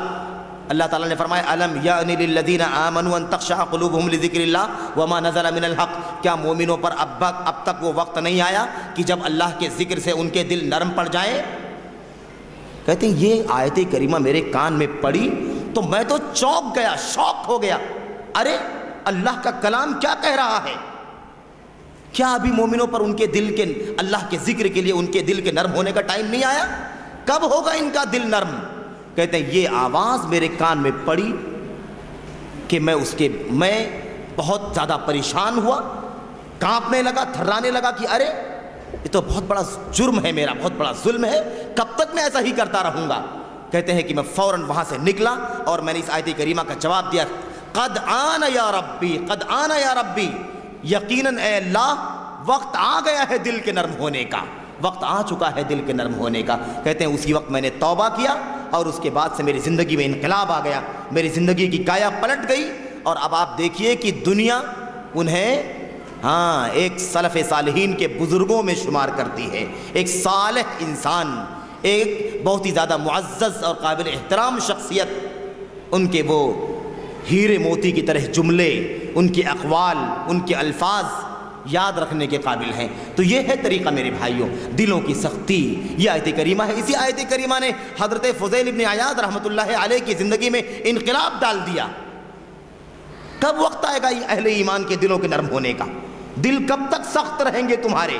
میرے بھائیوں تعجب کی بات تو یہ ہے، سوچنے کی بات تو یہ ہے کہ اللہ نے کس کو مخاطب کیا ہے؟ اے ایمان والوں کو، کیا اب تک ایمان والوں کے دلوں کے نرم ہونے کا وقت نہیں آیا؟ ایمان والے ہیں، ان کا بھی دل نرم نہیں ہوا ہے ابھی تک۔ میرے بھائی، ایمان والوں کو جھنجھوڑا گیا ہے، انہیں للکارا گیا ہے، انہیں آواز دی گئی ہے کہ تم ایمان والے ہونے کے باوجود ایسی حرکتیں کرتے ہو، تمہارا دل نرم ہونا چاہیے۔ کب نرم ہوگا؟ آخر ایمان والے ہو چکے ہو۔ بہرحال تو یہ بنیادی چیز ہے میرے بھائی کہ جب انسان دینی مجلسوں سے، اللہ کے ذکر سے دور رہتا ہے، دینی ماحول سے کٹ کٹ کے رہتا ہے، تو پھر اس کے دل میں سختی پیدا ہوتی ہے، نرمی پیدا نہیں ہوتی ہے۔ دین کے قریب انسان رہے گا تو نرمی پیدا ہوگی۔ ایسے ہی اللہ رب العالمین نے کیا فرمایا؟ آگے فرمایا اہل کتاب کا تذکرہ کرتے ہوئے اللہ نے فرمایا وَلَا يَكُونُوا كَالَّذِينَ أُوتُوا الْكِتَابَ مِنْ قَبْلُ فَطَالَ عَلَيْهِمُ الْأَمَدُ فَقَسَتْ قُلُوبُهُمْ وَكَثِيرٌ مِّنْهُمْ فَاسِقُونَ۔ اللہ نے فرمایا ان لوگوں کی طرح نہ ہو جانا، ان لوگوں کی طرح نہ ہو جانا جنہیں اس سے پہلے کتاب دیا گیا، یعنی اہل کتاب یہود و نصارہ اور ان کے علاوہ بہت سارے اہل کتاب، ان کی طرح نہ ہو جائیں۔ اللہ نے کیا فرمایا؟ کہتے ہیں فطال علیہم الامد، مدت لمبی ہو گئی، مدت لمبی ہو گئی۔ کیا مطلب؟ اللہ کی یاد سے، اللہ کے دین سے، اللہ کے ذکر سے بہت دور چلے گئے۔ لمبی مدت تک جب انسان دور رہے گا اللہ کے ذکر سے، ہفتے ہفتے جمعے کی نماز میں حاضر ہوگا، ہے کہ نہیں؟ سال سال میں عید کی نماز پڑھے گا، زندگی میں کبھی کبھار کسی کی موت ہوگی اور وہ بھی قریبی رشتہ دار ہوگا تو جنازہ پڑھ لے گا، تو کہاں سے اس کا دل نرم ہوگا؟ بتاؤ ذرا، ہے کہ نہیں؟ فطال علیہم الامد، مدت لمبی ہو گئی۔ اللہ نے کیا فرمایا؟ فقست قلوبہم، جس کی وجہ سے ان کا دل سخت ہو گیا، ان کے دل سخت ہو گئے۔ وکثیر منہم فاسقون، اللہ نے فرمایا بہت سارے لوگ گنہگار ہیں، اس میں بہت سارے لوگ گنہگار ہیں اہل کتاب میں سے۔ تو پتہ یہ چلا کہ دراصل نہیں بیٹا جن دو، دراصل دینی مجلسوں سے دوری اختیار کرنا، اللہ کی دین کی باتوں سے اللہ کی دین کی باتیں نہ سننا، نہ پڑھنا، مجلسوں میں نہ آنا، اللہ کے گھروں سے، مساجد سے دور رہنا، یہ ساری چیزیں کیا ہیں؟ انسان کے دلوں کو سخت کر دیتی ہیں۔ بہرحال ایسے ہی نمبر 2، دل سخت کیوں ہوتا ہے؟ بہت زیادہ ہنسی مذاق اور ٹھٹھا کرنا۔ ہمیں یہ کام بہت اچھا آتا ہے، ہنسی مذاق ٹھٹھا گپ شپ کرنے میں اتنی مہارت۔ ہماری مجلسیں کب جمتی ہیں؟ جب وہ گپ شپ کی مجلسیں ہوتی ہیں، تب تو بڑا مزہ آتا ہے، اور بلا کسی دعوت کے لوگ شیئر کرتے ہیں، اس میں ساتھ دیتے ہیں۔ میرے بھائی، اللہ رب العالمین نے کیا فرمایا؟ ذرا اللہ کے نبی نے کیا فرمایا؟ آپ نے فرمایا کہ دل کی سختی کا ایک سبب بہت زیادہ ہنسنا، مذاق کرنا، ٹھٹھا کرنا، گپ شپ کرنا بھی ہے۔ کیا فرمایا اللہ کے نبی صلی اللہ علیہ وسلم نے؟ لا تکثروا الضحک، بہت زیادہ نہ ہنسو، بہت زیادہ نہ ہنسو، فإن کثرة الضحک تمیت القلوب، بہت زیادہ ہنسنے سے دل مردہ ہو جاتا ہے۔ بہت زیادہ ہنسنے سے کیا ہوتا ہے؟ دل مردہ ہو جاتا ہے، دل بے روح ہو جاتا ہے، دل پھر کوئی بات، اچھی بات قبول نہیں کرتا ہے۔ میرے بھائیوں، اللہ رب العالمین نے کیا فرمایا تھا؟ فَلْيَضْحَكُوا قَلِيلًا وَلْيَبْكُوا كَثِيرًا۔ اللہ نے رونے کا حکم دیا ہے، ہاں ہنسنے سے منع کیا ہے، کم ہنسنے کا حکم دیا ہے، زیادہ رونے کا حکم دیا ہے، اور ہم کرتے کیا ہیں؟ ہنستے بہت ہیں لیکن رونا نہیں آتا ہے، رونا نہیں آتا ہے۔ میرے بھائی، اللہ رب العالمین نے فرمایا فَلْيَضْحَكُوا قَلِيلًا وَلْيَبْكُوا كَثِيرًا، انہیں چاہیے کہ ہنسیں کم، روئیں زیادہ۔ اسی بات کو اللہ نے کیا اللہ کے نبی نے کیا فرمایا؟ لا تکثروا الضحک فإن کثرة الضحک تمیت القلوب۔ اللہ نے فرمایا زیادہ مت ہنسو، زیادہ ہنسو گے تو دل مردہ ہو جائے گا، اور جب دل مردہ ہو جائے گا تو پھر مردہ کسی کام کا ہوتا ہے؟ مردہ کچھ کر سکتا ہے؟ مردے سے کوئی فائدہ حاصل ہو سکتا ہے؟ کچھ نہیں۔ یہی مثال ہے میرے بھائی۔ نمبر 3، دلوں کی سختی کا تیسرا سبب کیا ہے؟ بہت زیادہ کھانا پینا، کھانے پینے میں حد سے تجاوز کرنا، حد سے مبالغہ کرنا، بڑی رفاہیت، فراخی، کشادگی۔ کھانا منع نہیں ہے، لیکن یہاں جو منع کیا جا رہا ہے وہ کیا؟ حد اعتدال سے تجاوز کرنا، اعتدال سے آگے بڑھ جانا، حد سے صرف کھانے ہی کی فکر، صرف کھانے کی فکر، صرف پہننے کی فکر، صرف زندگی اور دنیاوی زندگی کے دنیا کے اسباب فراہم کرنے کی فکر، اللہ نے کیا، اللہ کے نبی صلی اللہ علیہ وسلم، حضرت سفیان ثوری رحمۃ اللہ علیہ کا یہ قول ہے، فرماتے ہیں ایاکم والبطنہ، پیٹ ہی کے بارے میں ہمیشہ فکر مند مت رہا کرو، موٹاپے سے بچو، پیٹو ہونے سے بچو، صرف کھانا، دن بھر کھانے کی فکر، دن بھر کھانے کی فکر، یہ کیا ہے، کیا ہوتا ہے اسے؟ بطنہ کے معنی کیا ہوتے ہیں؟ بطنہ کے معنی ہوتے ہیں صرف کھانے کی فکر کرنا۔ ایاکم والبطنہ فإنہا تقسی القلب، ہاں اس سے بچو کیونکہ وہ دل کو سخت کرتا ہے۔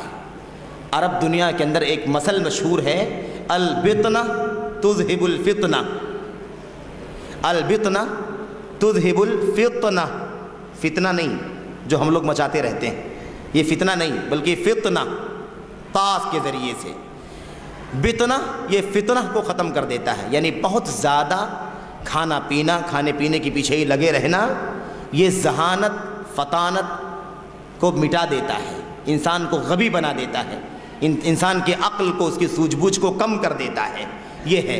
اسی لیے اللہ رب العالمین نے کفار مکہ، مشرکین مکہ کا تذکرہ کرتے ہوئے کیا فرمایا ہے؟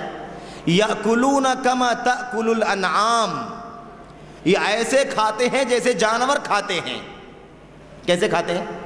ایسے کھاتے ہیں جیسے جانور کھاتے ہیں، چوپائے کھاتے ہیں۔ اس لیے اللہ کے نبی نے فرمایا تھا ان الکافر ان المؤمن یأکل فی معی واحد وان الکافر یأکل فی سبعۃ امعاء، مومن جو ہوتا ہے وہ ایک آنتڑی میں کھاتا ہے، ایک آنت جو پیٹ میں بنی ہوئی ہے میدا، ایک میدے میں کھاتا ہے، اور کافر 7 میدے میں کھاتا ہے۔ تو بہرحال اس میں حد سے تجاوز نہیں ہونا چاہیے۔ ایسے ہی نمبر 4 دل کی سختی کے اسباب میں سے ایک سبب یہ بھی ہے، مال کی کثرت اور دنیا کی مشغولیت، بہت بنیادی سبب ہے یہ، مال کی کثرت اور دنیا کی مشغولیت۔ انسان دنیا کے پیچھے بھاگ رہا ہے، دنیا کے پیچھے بھاگ رہا ہے، دولت کے پیچھے بھاگ رہا ہے، زمین جائیداد کے پیچھے بھاگ رہا ہے، کمائی دھمائی کے پیچھے مکمل لگا ہوا ہے۔ جب بھی اسے کہو کہ بھائی آج پروگرام ہے، آج ایک دینی جلسہ ہے، ایک کتاب و سنت کا اجتماع ہے، تو آپ کو کیا جواب دے گا؟ یار مجھے فلاں جگہ جانا ہے، میرا اپوائنٹمنٹ ہے، میں نے آج فلاں کو ٹائم دے رکھا ہے، میرا فلاں جگہ سفر ہے، آج مجھے یہاں جانا وہاں جانا۔ آپ جب ملیں گے تو آپ کو کوئی نہ کوئی آپ کو بہانہ بنائے گا، کوئی نہ کوئی وجہ بتلائے گا۔ میں نہیں کہتا کہ جھوٹ بولتا ہے، صحیح بولتا ہے، لیکن صحیح بولتا ہے تو بڑی مصیبت کی بات ہے، وہ جھوٹ بولتا تو بھی مصیبت، اور اگر سچ بولتا ہے تو بھی یہ مصیبت ہے، کیونکہ حد سے زیادہ مشغولیت، دنیا کے پیچھے بھاگنا، ہمیشہ اللہ کے دین کی مجلس میں شرکت نہیں کرتا اور دنیا داری کو بہانہ بناتا ہے، دنیا داری کے پیچھے بھاگتا رہتا ہے۔ یہ کیا ہے؟ یہ دراصل دل کی سختی کا ایک سبب ہے۔ اللہ کے نبی نے فرمایا الا ان القسوة وغلظ القلوب في الفدادين عند اصول اذناب الابل حيث يطلع قرن الشيطان في ربيعة ومدر۔ اللہ کے نبی صلی اللہ علیہ وسلم نے فرمایا، کیا فرمایا؟ فرمایا دلوں کی سختی یہ فدادین میں ہوتی ہے۔ دیکھیں یہ مثال جو دی گئی ہے یہ اس زمانے کے حساب سے دی گئی ہے، آج بھی یہ مثال موجود ہے، لیکن شہر میں رہنے والے جو لوگ ہیں، یعنی کاروبار اور بزنس کی جو نوعیتیں بدل گئی ہیں، یہ حدیث ان پر بھی فٹ ہوتی ہے، اور جس پس منظر میں بیان کی گئی ہے ان پر تو فٹ ہوتی ہی ہے۔ اللہ کے نبی نے کیا فرمایا؟ فدادین دیکھیے کہتے ہیں کاشتکاروں کو، اونٹوں کے چرواہے، گڑریے جو ہوتے ہیں، جن کا کام صبح شام، ان کی پوری دنیا کیا ہے، پوری زندگی کیا ہے ان کی؟ وہی جانوروں کے بیچ میں ان کی دیکھ ریکھ کرنا، انہیں پالنا، انہیں پوسنا، وہاں چراگاہ میں لے جانا، یہاں لے جانا ہے، ان کے کھانے پینے کے اسباب کا سب کچھ کرنا، اور کھیتیوں میں استعمال کرنا، مطلب ساری زندگی، ساری مشغولیت کس میں ہے؟ انہی جانوروں کے بیچ میں۔ تو بہرحال یہ مثال اس حوالے سے بیان کی گئی ہے، لیکن جس چیز میں بھی انسان مشغول رہے، لا تلہکم اموالکم ولا اولادکم عن ذکر اللہ، اللہ نے کیا فرمایا؟ تمہیں اللہ کے ذکر سے غافل نہ کر دیں، نہ تمہارے مال، نہ تمہاری اولاد، تمہارے مال و اولاد تمہیں اللہ کے ذکر سے غافل نہ کریں۔ اگر مال و اولاد انسان کو اللہ کے ذکر سے غافل کرتے ہیں تو یقین جانیے کہ یہ انسان کی سختی کا سبب ہے، انسان کی دل کی سختی کا سبب ہے، انسان کا دل سخت ہو جائے گا اس سے۔ تو اللہ کے نبی نے فرمایا تھا کہ دلوں کی سختی کہاں ہوتی ہے؟ یہی کھیتی باڑی کرنے والے، جانوروں میں مشغول رہنے والے، بزنس میں کاروبار میں لگے رہنے والے، پورا وقت پوری زندگی اسی کے پیچھے صرف۔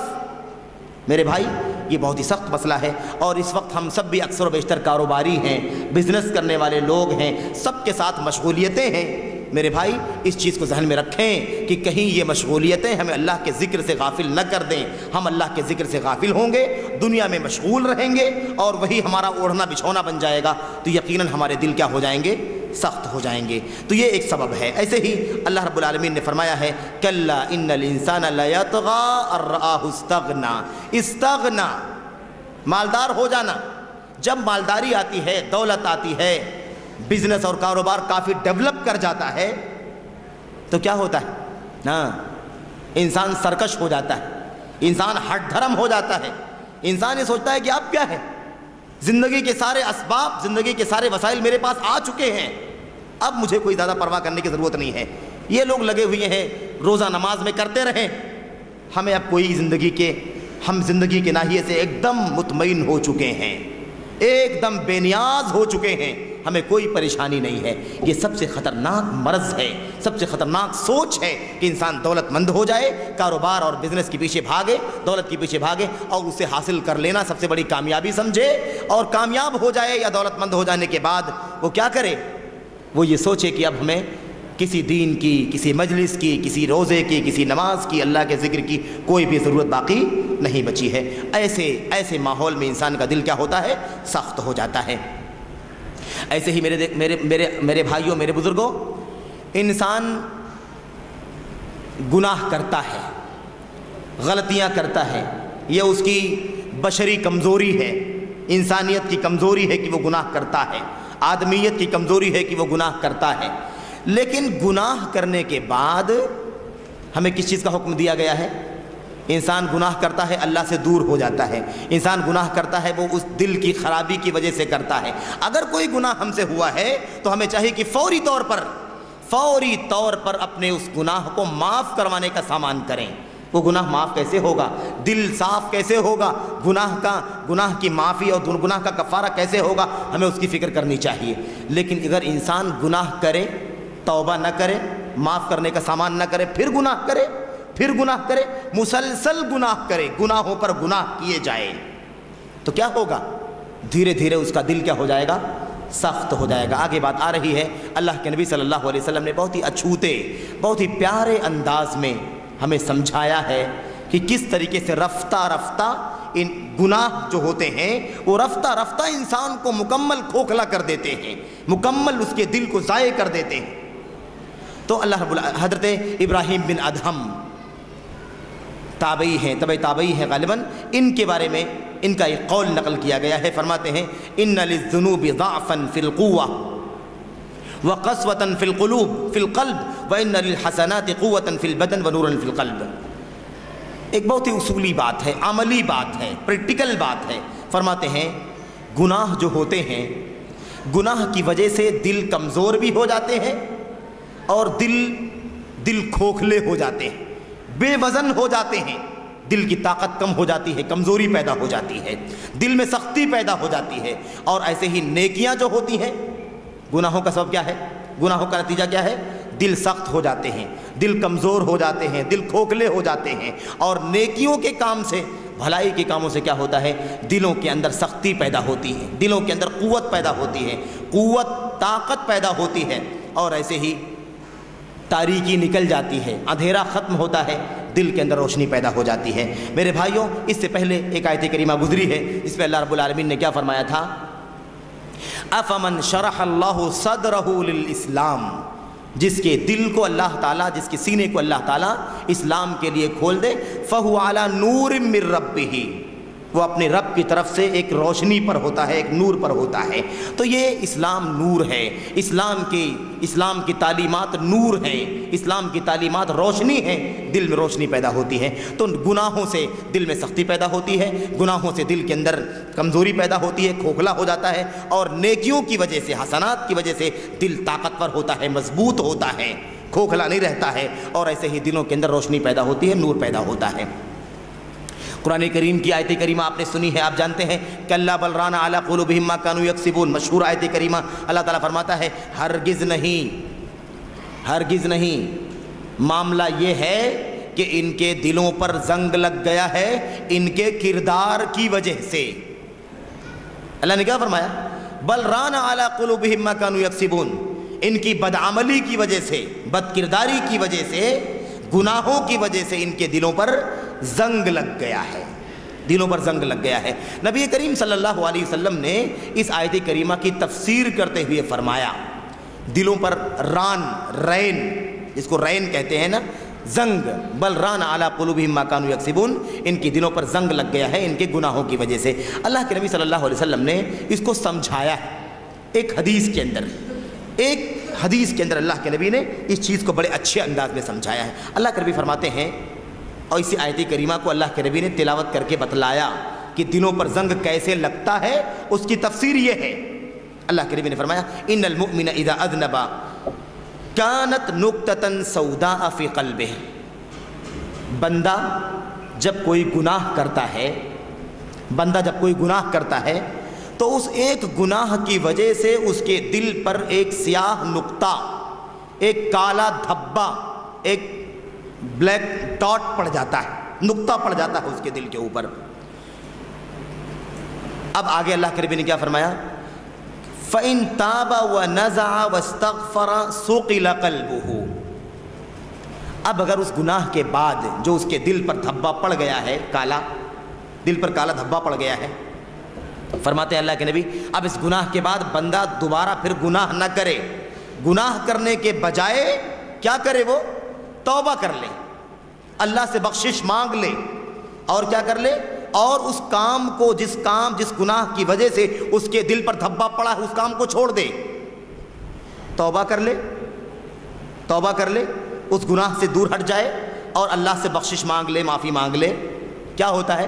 سُقِلَ قَلْبُهُ، اس کے دل کو ماج کر، گھس کر، سیقل کر دیا جاتا ہے، چمکا دیا جاتا ہے۔ دل کیا ہو جاتا ہے پھر؟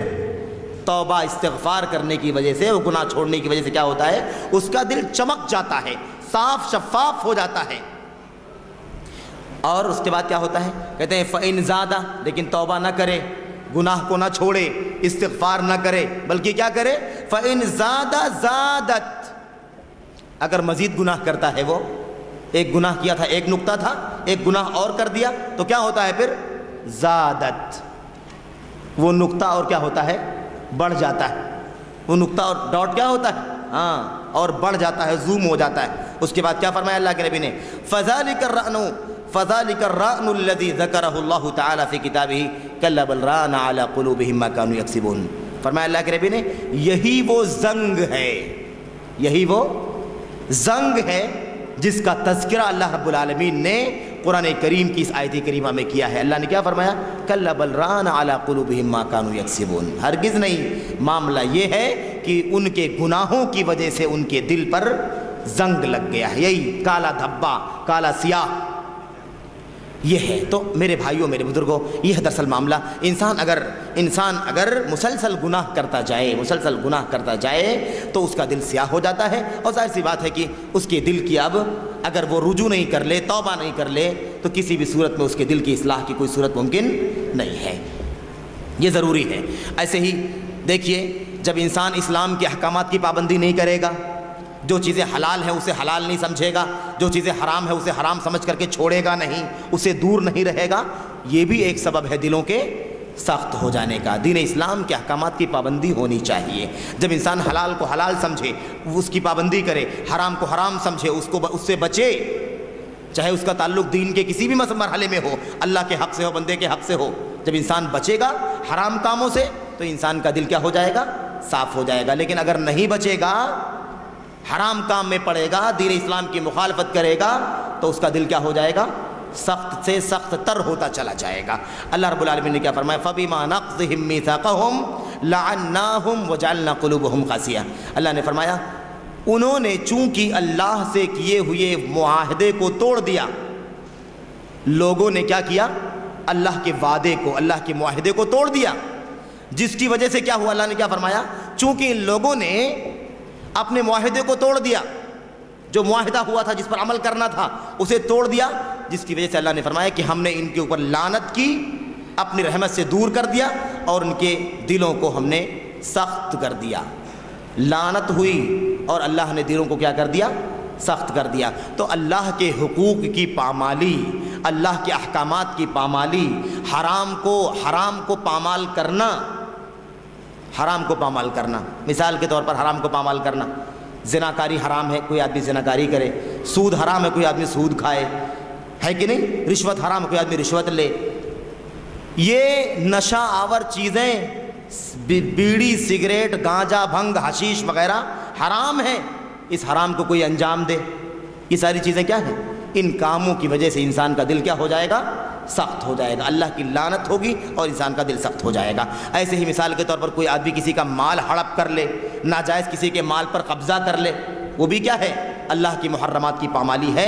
اللہ کے نبی صلی اللہ علیہ وسلم نے ارشاد فرمایا من اقتطع مال امرئ مسلم بیمین کاذبہ کانت نقطۃ سوداء فی قلبہ لا یغیرها شیء الی یوم القیامہ۔ فرمایا نبی کریم صلی اللہ علیہ وسلم نے، چونکہ بزنس کاروبار کے لوگ ہیں اور یہاں میں سمجھتا ہوں کہ یہ جو علاقہ ہے یہاں زیادہ تر کاروبار، کافی کچھ کاروبار زمین کا جائیداد کا بھی ہوتا ہے، پراپرٹیوں کا بھی کافی کام ہوتا ہے۔ اس حدیث کو سنیں اور اللہ ہم سب کو اس سے نصیحت حاصل کرنے کی توفیق عطا فرمائے۔ اللہ کے نبی نے فرمایا جس شخص نے کسی مسلمان آدمی کے مال کو جھوٹی قسم کے ذریعے ہڑپ کر لیا، جس شخص نے کسی مسلمان کے مال کو جھوٹی قسم کھا کر کے کیا کر لیا؟ ہڑپ کر لیا، قبضہ کر لیا، چھین لیا، یا اس کا حقدار بن بیٹھا، اللہ کے نبی نے فرمایا تو اس کے دل پر ایک کالا دھبا پڑ جائے گا۔ اس کے دل پر کیا ہوگا؟ ایک کالا ڈاٹ پڑ جائے گا۔ یہی معاملہ ہے، اب اگر یہ کام کرتا رہے گا تو یہ دھبا بڑھتا چلا جائے گا۔ اللہ کے نبی فرماتے ہیں لا یغیرها شیء الی یوم القیامہ، وہ جو دھبا پڑا ہے کسی مسلمان کے مال کو ہڑپ کر لینے کی وجہ سے، جھوٹی قسم کھا کر کے، اس کالے دھبے کو کوئی چیز قیامت تک بدل نہیں سکتی، کوئی چیز اس کالے دھبے کو قیامت تک نہیں بدل سکتی، جب تک انسان توبہ نہ کر لے، اس مال والے کا مال اسے واپس نہ کر دے، اس کی زمین کو اس کے حوالے نہ کر دے، اس کا کوئی بھی سامان ہو، زمین ہو، جائیداد ہو، کوئی بھی چیز ہو، جھوٹی قسم کھا کر کے جو اس نے لیا ہے اگر واپس نہ کر دے، تحلل نہ کر لے، اللہ سے توبہ نہ مکمل کر لے، تو ایسا یہ جان لے کہ وہ دھبا کبھی ختم ہونے والا نہیں ہے۔ وہ دھبا کہاں تک جائے گا؟ ہاں، دھبا وہاں تک جائے، قیامت میں، محشر میں، جب سارے لوگ حاضر ہوں گے، اولین و آخرین، اللہ رب العالمین اپنے حقوق کا حساب لے لے گا، اللہ اپنے حقوق کا حساب لے لے گا۔ بندوں کے حقوق کی ادائیگی کا جب مرحلہ آئے گا، وہاں اللہ رب العالمین سارے بندوں کو اکٹھا کرے گا۔ جس کا مال جس نے ہڑپ کیا ہے، جب تک اس کا بدلہ نہیں چکا دے گا، اگر اس کی جنت کا فیصلہ بھی اللہ کے حقوق میں ہو چکا ہے، بندے کے حق کی ادائیگی کے بغیر وہ جنت میں نہیں جا سکے گا۔ یا تو نیکیاں ہیں تو نیکیوں کا ہی حساب و کتاب ہوگا، نیکی کا لین دین۔ اب وہاں مال کہاں سے لوٹائے گا؟ زمین جائیداد کہاں سے لوٹائے گا؟ وہ آدمی جھوٹی قسم کھا کر کے ہڑپ کیا تھا، اس نے کیا کرنا پڑے گا اس کو؟ یا تو نیکیاں ہوں گی، اس کی نیکیاں اس کو دے دی جائیں گی، اگر نیکیاں نہیں ہوں گی تو اس حق والے کا گناہ اٹھا کر کے اس پر ڈال دیا جائے گا، اور جب مائنس میں ہو جائے گا تو جہنم میں جلایا جائے گا۔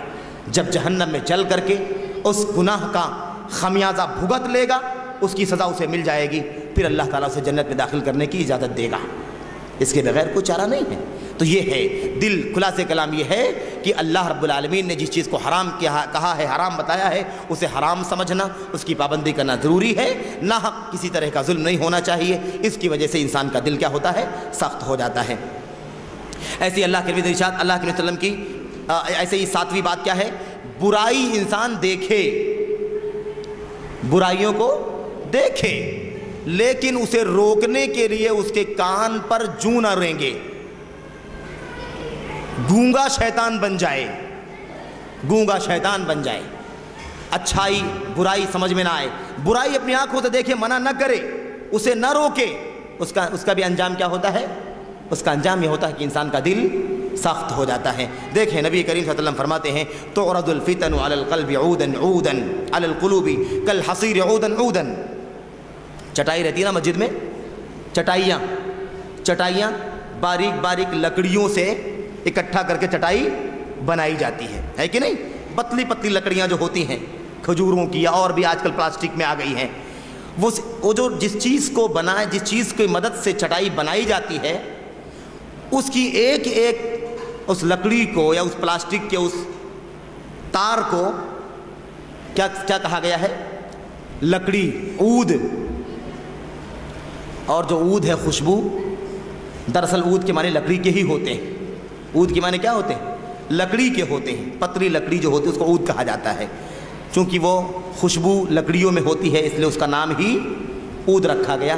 اب یہ عود جو ہے ایک مستقل نام بن گیا ہے جس میں وہ خاص خوشبو ملتی ہے۔ اللہ کے نبی نے فرمایا کہ دلوں کے اوپر فتنے، گناہ کے کام اور فتنے جو ہیں وہ دلوں پر ایسے پیش کیے جاتے ہیں، ایسے آتے ہیں دل کے اوپر فتنے اور گناہ کے کام، ایک گناہ پھر دوسرا گناہ پھر تیسرا گناہ پھر چوتھا گناہ، ایک کے بعد ایک کے بعد ایک کے بعد ایک کے بعد فتنے اور گناہ کے کام آتے رہتے ہیں۔ کیسے؟ فرمایا اللہ کے نبی نے جیسے چٹائی کی لکڑیاں ہوتی ہیں، ایک لکڑی پھر دوسری پھر تیسری پھر چوتھی، ایسے ایسے سے مستقل بہت ساری لکڑیاں اکٹھا کی جاتی ہیں تو کیا بن جاتی ہے؟ وہ چٹائی ہو جاتی ہے۔ آپ نے فرمایا لکڑی کی چٹائی کی لکڑیوں کی طرح یہ فتنے اور یہ گناہ کے کام کیا ہوتے ہیں؟ برائی کے کام یہ دل پر آتے ہیں۔ آپ نے کیا فرمایا؟ اب دو شکلیں ہیں، دل پر گناہوں کا حملہ ہوتا ہے، فتنوں کا حملہ ہوتا ہے، ایسے ہی مسلسل حملہ ہوتا ہے جیسے لکڑی کی چٹائیاں ہوتی ہیں، مسلسل 1 بائی 1 ایسی ہوتا ہے۔ اللہ کے نبی نے فرمایا اب جو فتنے آ رہے ہیں دل کے اوپر، دو شکلیں ہیں، یا تو دل ان سارے فتنوں کو ایکسپٹ کر لے، قبول کر لے، اور یا تو اسے ٹھکرا دے، ہے کہ نہیں؟ کیا فرمایا اللہ کے نبی نے؟ اب جو دل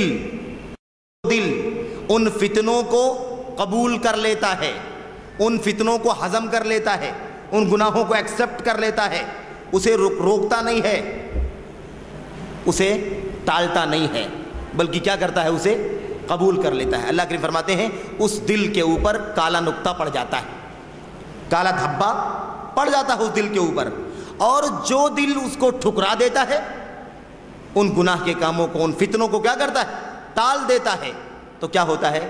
اس کے دل پر ایک سفید دھبا پڑ جاتا ہے، سفید نقطہ پڑ جاتا ہے۔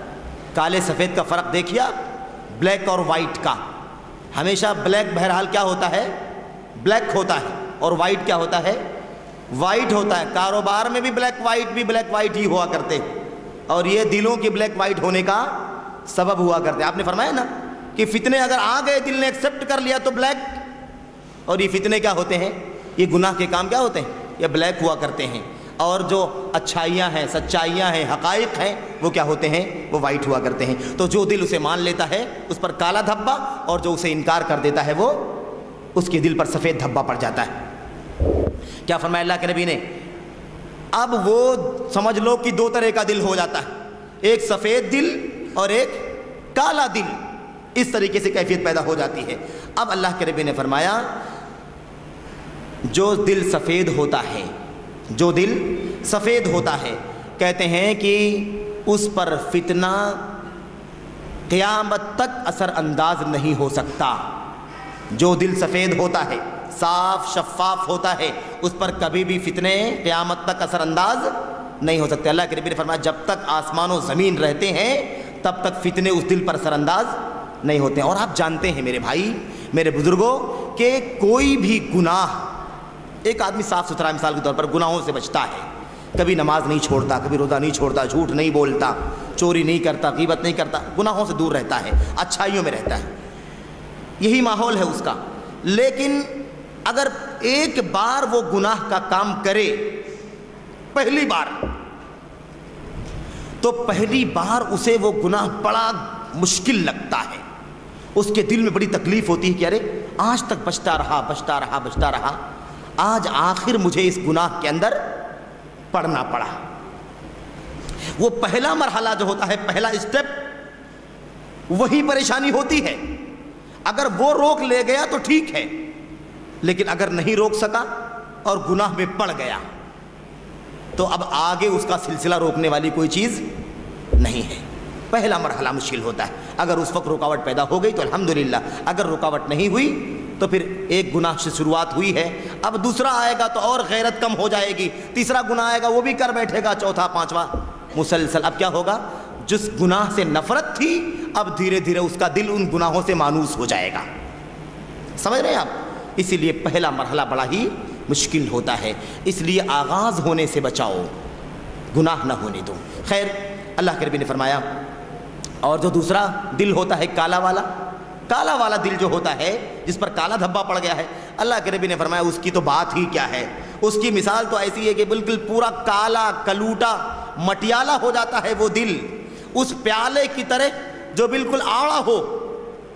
پیالہ اگر آڑا رکھا جائے تو اس میں کوئی چیز آئے گی؟ کوئی چیز رکھی جائے گی اس کے اندر؟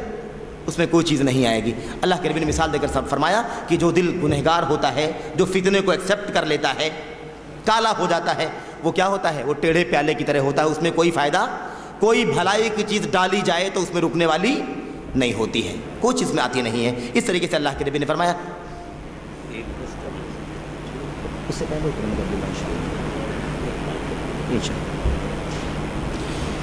ٹھیک ہے. تو یہ ہے برائیوں کو دفاع کرنا چاہیے، برائیوں کو ہٹاؤ. یہ نہ ہو کہ برائیاں آئیں تو انسان ایکسیپٹ کرتا چلا جائے. اب آئیے دلوں کی سختی کا علاج، یہ آخری پوائنٹ ہے اپنے پاس، انشاءاللہ اس کی وضاحت کر کے بات کو ختم کریں گے. دیکھیں، سب سے جو پہلا علاج ہے دلوں کی سختی کا، وہ اللہ کے نبی صلی اللہ علیہ وسلم کی حدیثوں کی روشنی میں جو دلوں کا مالک ہے، جو دلوں کا مالک ہے. دلوں کا مالک کون ہے؟ کون مالک؟ کون مالک؟ اللہ مالک ہے دلوں کا، ہے کہ نہیں؟ اللہ کے نبی نے کیا فرمایا تھا؟ ان قلوب بنی آدم کلها بین اصبعین من اصابع الرحمن کقلب واحد یصرفها کیف یشاء. پوری انسانیت کے دل، پوری دنیا والوں کے دل اللہ کی 2 انگلیوں کے درمیان ایک دل کی طرح ہیں. پوری دنیا کے دل اللہ کے 2 انگلیوں کے درمیان ایک دل کی طرح ہیں. یقلبها یا یصرفها کیف یشاء، اللہ جس طرح سے چاہتا ہے اسے پلٹتا رہتا ہے کہ نہیں؟ اور دل جو کہتے ہیں نا، جس کا عربی میں کیا ہے لفظ؟ قلب، ہے کہ نہیں؟ قلب کے معنی کیا ہوتے ہیں؟ پلٹنا. قلب کے معنی پلٹنے کے ہوتے ہیں. علماء کہتے ہیں وما سمی القلب الا لتقلبہ، دل کو دل کہتے ہی اسی لیے ہیں، قلب کو قلب اسی لیے کہتے ہیں کیونکہ وہ قلب کا شکار ہوتا رہتا ہے، پلٹتا رہتا ہے. کبھی کوئی بات ذہن میں آتی ہے، فوراً اس کے تھوڑی دیر کے بعد دوسری بات ذہن میں آتی، کبھی ادھر مائل کبھی ادھر مائل، کبھی دل میں یہ کبھی وہ، مختلف انداز کی باتیں دل کے اندر آتی رہتی ہیں. کبھی دل آمادہ ہے اللہ کی عبادت، اللہ کی بندگی، قرآن کریم کی تلاوت، نماز، ذکر کی طرف مائل ہے، اور کبھی وہ دل کس کی طرف مائل ہے؟ گانا بجانا وغیرہ وغیرہ کی طرف مائل ہے. تو دل پلٹتا رہتا، کبھی ادھر کبھی ادھر. نبی کریم صلی اللہ علیہ وسلم اسی لیے دعا کیا کرتے تھے، فرماتے تھے کہ ہمارے پوری انسانیت کی دل اللہ کے 2 انگلیوں کے درمیان ایک دل کی طرح سے ہیں. اللہ جس طرح سے چاہتا ہے پلٹتا رہتا ہے. اس لیے میں ہر دم دعا کرتا رہتا ہوں. ہر دم کیا کرتا ہوں؟ دعا کرتا ہوں. اور آپ کا معمول تھا، آپ اکثر و بیشتر گھر میں آتے جاتے دعا پڑھتے تھے. کیا؟ یا مصرف القلوب صرف قلبی علی طاعتک، یا مقلب القلوب ثبت قلبی علی دینک. اے دلوں کے پھیرنے والے، میرے دل کو اپنی اطاعت کی طرف پھیر دے، اپنی نیکی کی طرف پھیر دے، اپنی باتوں کو ماننے تسلیم کرنے، اپنے دین اور اپنے شریعت پر چلنے کی طرف پھیر دے. اے دلوں کے پلٹنے والے، میرے دل کو اپنے دین پر، اپنی اطاعت پر جمع دے. آپ دعا کیا کرتے تھے. تو دل کی سختی کا علاج کیا ہے؟ سب سے پہلا علاج، جو دل کا مالک ہے اس سے لو لگا لیا جائے، اس کے سامنے ہاتھ پھیلا لیا جائے اور کہا جائے اللہ تو ہی ہمارے دلوں کا مالک ہے، تیرے ہی ہاتھ میں ان دلوں پر تیرا ہی حکم چلتا ہے کہ نہیں؟ اے اللہ تجھ سے دعا کرتے ہیں کہ ہمارے دلوں کو کیا کر دے؟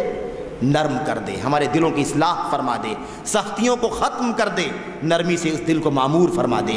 اللہ کے نبی صلی اللہ علیہ وسلم دعا کیا کرتے تھے. کیا؟ آپ فرماتے تھے اللہم انی اعوذ بک سخت دعا کرنا اللہ رب العالمین سے، اور سخت دلی سے اللہ کی پناہ مانگنا کہ اللہ سخت دلی سے بچائے، دلوں کی سختی سے اللہ ہمیں اپنی حفاظت میں رکھے، دعا کرنا چاہیے۔ اللہ کریم فرماتے تھے اپنی دعا کے اندر اللہم انی اعوذ بک من العجز والکسل والجبن والبخل والحرم والقسوہ والغفلہ والعیلہ والذلہ والمسکنہ، اس طریقے سے اللہ کے لیے دعا کیا کرتے تھے۔ اور آگے آپ فرماتے تھے اے اللہ میں تجھ سے پناہ چاہتا ہوں، تیری پناہ مانگتا ہوں، کس چیز سے؟ عاجزی سے۔ عاجزی ہے نا، عاجز ہو جانا۔ عاجزی کس کے لیے ہے؟ عاجزی صرف اللہ کے سامنے کی جائے گی۔ یاد رکھو، ایک آدمی فقیر ہو سکتا ہے، فقیر ہو سکتا ہے، محتاج ہو سکتا ہے، کسی کے سامنے ہاتھ پھیلانے پر مجبور ہو سکتا ہے، اسے کیا چاہیے کہ وہ اپنی ضرورت پوری کرنے کے لیے ہاتھ پھیلا لے، صدقہ زکوٰۃ وغیرہ کیا کرے، اس مستحق ہے وہ کھا سکتا ہے، لیکن صرف مانگے کہ میں ضرورت مند ہوں مجھے دے دو، اللہ نے تمہیں مال دے رکھا ہے۔ لیکن عاجزی کرنا کسی بندے کے سامنے کسی بندے کا جائز نہیں ہے۔ عاجزی کس کے لیے ہوگی؟ اللہ رب العالمین کے سامنے ہوگی۔ اس سے صرف آپ کو لے لینا ہے، کیونکہ اللہ نے اسے مال دیا ہے، مال دے کے آزمائش میں ڈالا، اور ہمیں اللہ نے مال نہیں دیا ہے، مال نہ دے کر کے اللہ نے ہمیں آزمائش میں ڈالا ہے، تو عاجزی اللہ کے لیے ہے۔ تو اس کے اللہ کے نبی پناہ مانگتے تھے۔ آپ فرماتے تھے اللہ ہمیں عاجزی سے، سستی اور کاہلی سے، بزدلی سے، کنجوسی اور بخیلی سے، اور ایسے ہی بہت زیادہ بڑھاپا، بہت لمبی عمر، انسان عاجز ہو جائے، اٹھنے بیٹھنے کا محتاج ہو، پانی کے لیے محتاج ہو، چلنے پھرنے سے محتاج ہو۔ بندے اگر اس کے گھر کے لوگ ہاتھ لگاتے ہیں تو لگائیں، نہیں لگاتے ہیں تو مسکین پڑا ہوا ہے، کوئی پوچھنے والا نہیں ہے کہ نہیں؟ اتنی لمبی عمر سے پناہ مانگتے تھے اللہ کے نبی صلی اللہ علیہ وسلم کہ انسان عاجز ہو جائے، انسان مجبور ہو جائے، تو حرم سے اللہ کے نبی پناہ مانگتے تھے۔ اور ایسے ہی اللہ کے نبی صلی اللہ علیہ وسلم دلوں کی سختی سے پناہ مانگتے تھے۔ ایسے اللہ کے نبی صلی اللہ علیہ وسلم محتاجگی سے، فاقہ کشی سے پناہ مانگتے تھے، ذلت سے، مسکینی سے پناہ مانگتے تھے، فقیری، کفر، ایسے ہی فسق، نافرمانی، مخالفت، نفاق، ریاکاری، دکھاوا، اس سے پناہ مانگتے تھے۔ اور ایسے ہی نبی کریم صلی اللہ علیہ وسلم بہت ساری بیماریوں سے اللہ کے نبی پناہ مانگتے تھے، جیسے گونگا ہو جانا، بہرا ہو جانا، ایسے ہی پاگل ہو جانا، یا کوڑ کی بیماری وغیرہ میں مبتلا ہو جانا، اس طرح کی چیزوں سے اللہ کے نبی صلی اللہ علیہ وسلم پناہ مانگتے تھے۔ ان ساری چیزوں کے درمیان ایک چیز کیا تھی؟ دلوں کی سختی۔ دلوں کی سختی سے بھی اللہ کے نبی صلی اللہ علیہ وسلم پناہ مانگتے تھے کہ اللہ ہمارے دلوں کو سخت نہ کر دینا۔ خیر، تو یہ دعا کرنا یہ دلوں کی سختی کا علاج ہے۔ دوسرا علاج یہ ہے کہ انسان کیا کرے؟ دینی مجلسوں میں بیٹھے، دین کے حلقوں میں، قرآن کریم کی مجلسوں میں، سنت کی مجلسوں میں دین کی باتوں کو سنیں، اللہ کی کتاب قرآن کریم کی، نبی کریم صلی اللہ علیہ وسلم کی سنت کی تلاوت کرے، پڑھے، یہ ذمہ داری ہے اس کی۔ اس کے ذریعے سے کیا ہوگا؟ دلوں میں نرمی پیدا ہوگی۔ نبی کریم صلی اللہ علیہ وسلم کی وہ مشہور حدیث آپ جانتے ہیں، ارباز رضی اللہ تعالیٰ عنہ کی روایت، اس میں فرماتے ہیں وعدنا رسول اللہ صلی اللہ علیہ وسلم یوماً بعد صلاة الغداة موعظة بلیغة ذرفت منها القلوب، ذرفت منها العیون ووجلت منها القلوب۔ لمبی حدیث آپ جانتے ہیں، صحابہ کرام کہتے ہیں فقلنا یا رسول اللہ کان هذه موعظة مودع فاوصنا، لمبی روایت ہے، یہ شروع میں حدیث میں آیا ہوا ہے۔ اللہ کے نبی صلی اللہ علیہ وسلم کے بارے میں بیان فرماتے ہیں کہ اللہ کے نبی صلی اللہ علیہ وسلم نے ایک دن فجر کی نماز کے بعد ہمیں نصیحت فرمائی، واعظ فرمایا، نصیحت فرمائی، اور بہت ہی زیادہ بلیغ، دلوں پر سر انداز ہونے والی، دلوں میں اترنے والی باتیں اللہ کے نبی نے بیان فرمائی۔ اتنی اچھی باتیں، اتنی قیمتی باتیں، ذرفت منها العیون ووجلت منها القلوب، جس سے، جن باتوں سے، اللہ کے نبی صلی اللہ علیہ وسلم کی حدیث سے، آپ کی باتوں کو سن کر کے صحابہ کرام کی آنکھوں سے آنسو جاری ہو گئے، صحابہ کرام پھوٹ پھوٹ کر رونے لگے، اور ان کے دل دہل گئے، دل کانپ اٹھے، دل میں کپ کپی طاری ہو گئی، یہ صورتحال پیدا ہو گئی۔ تو دل کب تھرائیں گے، دل کب نرم پڑیں گے؟ جب اللہ کی باتوں کو ہم سنیں گے، نبی کریم صلی اللہ علیہ وسلم کی باتوں کو سنیں گے، ذکر کی مجلسوں میں بیٹھیں گے، کتاب و سنت کی باتوں کو سنیں گے، اور ذکر کی مجلسوں کا اہتمام کریں گے۔ جتنا زیادہ اہتمام کریں گے اتنا زیادہ دلوں کو قوت ملے گی، دلوں میں نرمی پیدا ہوگی، دلوں میں لینونت پیدا ہوگی اور اللہ رب العالمین کی باتیں دل میں اثر انداز ہو جائیں گی۔ بہرحال نبی کریم صلی اللہ علیہ وسلم تیسری چیز کیا ہے؟ آئیے دیکھیں، ذکر کرنا۔ ذکر کرنا بھی کیا ہے؟ یہ دلوں کی سختی کا علاج ہے۔ یعنی قرآن کریم کیا کرے؟ قرآن کریم کی تلاوت کرنا۔ ایک تو ہے مجلسوں میں بیٹھنا، دین کی باتوں کو سننا، اور ایک خود کیا ہے؟ قرآن کریم کی تلاوت کرنا، اللہ رب العالمین کو یاد کرنا، ذکر و اذکار کرنا، تسبیح، تحلیل، تکبیر وغیرہ وغیرہ کے ذریعے اللہ رب العالمین کا ذکر کرنا۔ حضرت ابو الدرداء رضی اللہ تعالیٰ عنہ کا یہ قول نقل کیا ہے ابن القیم رحمۃ اللہ علیہ نے الوابل الصیب میں، لِكُلِّ شَيْءٍ جَلَا وَإِنَّ جَلَاءَ الْقُلُوبِ ذِكْرُ اللَّهِ عَزَّ وَجَلَّ۔ فرماتے ہیں کہ ہر چیز کے اندر روشنی پیدا کرنے کا کوئی نہ کوئی ذریعہ ہوتا ہے۔ ہر چیز میں روشنی پیدا کرنے، تازگی پیدا کرنے کا کوئی نہ کوئی ذریعہ ہوتا ہے، جس کے ذریعے سے روشنی پیدا ہوتی ہے، تازگی پیدا ہوتی ہے۔ دلوں میں تازگی اگر پیدا کرنا ہو، دلوں میں روشنی پیدا کرنا ہو، دلوں میں نرمی پیدا کرنا ہو، دلوں کو شفاف رکھنا ہو، دلوں کو سرسبز و شاداب رکھنا ہو، تو کیا کرنا چاہیے؟ اللہ کا ذکر کرنا چاہیے۔ وَإِنَّ جَلَاءَ الْقُلُوبِ ذِكْرُ اللَّهِ تَعَالَى۔ دلوں کی جلا، دلوں کی روشنی اور دلوں کی تازگی کا ذریعہ کیا ہے؟ اللہ کا ذکر کرنا، اللہ کو یاد کرنا۔ کتنے ایسے لوگ ہیں 24 گھنٹے نکل جاتے ہیں، سب کچھ باتیں ہوتی ہیں، کاروبار کی، بزنس کی، بڑے بڑے تبصرے، سیاسی مسائل پر گفتگو، لیکن اگر نہیں ہوتا ہے تو اللہ کا ذکر نہیں ہوتا ہے اس کے اندر۔ بہت بڑی عیب کی بات ہے یہ۔ نبی کریم صلی اللہ علیہ وسلم بیان فرماتے کے بارے میں آتا ہے، یا ایھا الناس استغفروا اللہ وتوبوا الیہ فانی استغفر اللہ فی اليوم واللیلۃ اکثر من 70 مرہ یا 100 مرہ۔ دو روایتوں میں الگ الگ فرماتے ہیں، اے لوگو اللہ سے استغفار کرو، اللہ سے توبہ کرو، کیونکہ میں دن بھر میں 70 سے زیادہ مرتبہ اللہ سے توبہ استغفار کرتا ہوں۔ 100 مرتبہ اللہ رب العالمین سے توبہ اور استغفار کرتا ہوں۔ اور ہم لوگ کیا کرتے ہیں؟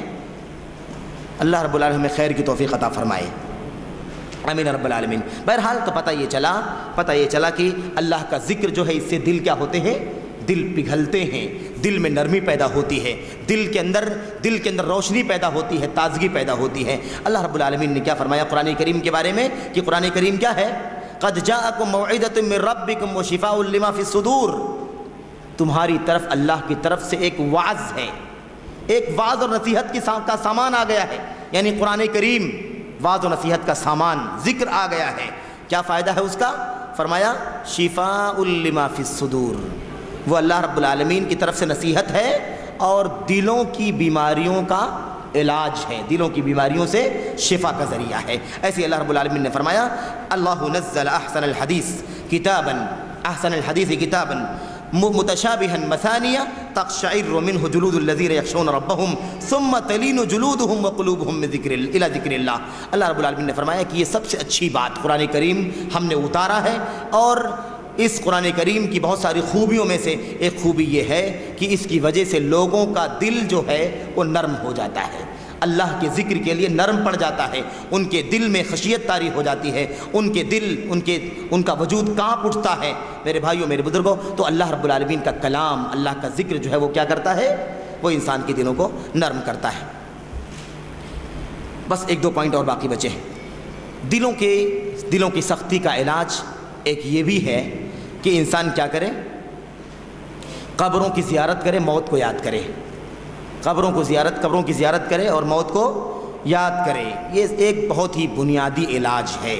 اللہ کے نبی صلی اللہ علیہ وسلم نے صحابہ کرام سے کہا تھا کہ میں تمہیں قبروں کی زیارت کرنے سے منع کرتا تھا پہلے، لیکن اب اجازت دی جا رہی ہے تم قبروں کی زیارت کرو، ہے نا؟ فزوروہا، تم اس کی زیارت کرو، قبروں کی زیارت کرو۔ اللہ کے نبی نے دوسری روایت میں ارشاد فرمایا ہے، فَإِنَّهَا تُذَكِّرُكُمُ الْآخِرَةَ فَإِنَّهَا تُذَكِّرُكُمُ الْمَوْتِ، کیونکہ قبروں کی زیارت سے کیا ہوگا؟ تمہیں آخرت کی یاد آئے گی، تمہیں آخرت کی یاد آئے گی، موت کی یاد آئے گی، اور جب آخرت کی یاد آئے گی، موت کی یاد آئے گی، تو کیا ہوگا؟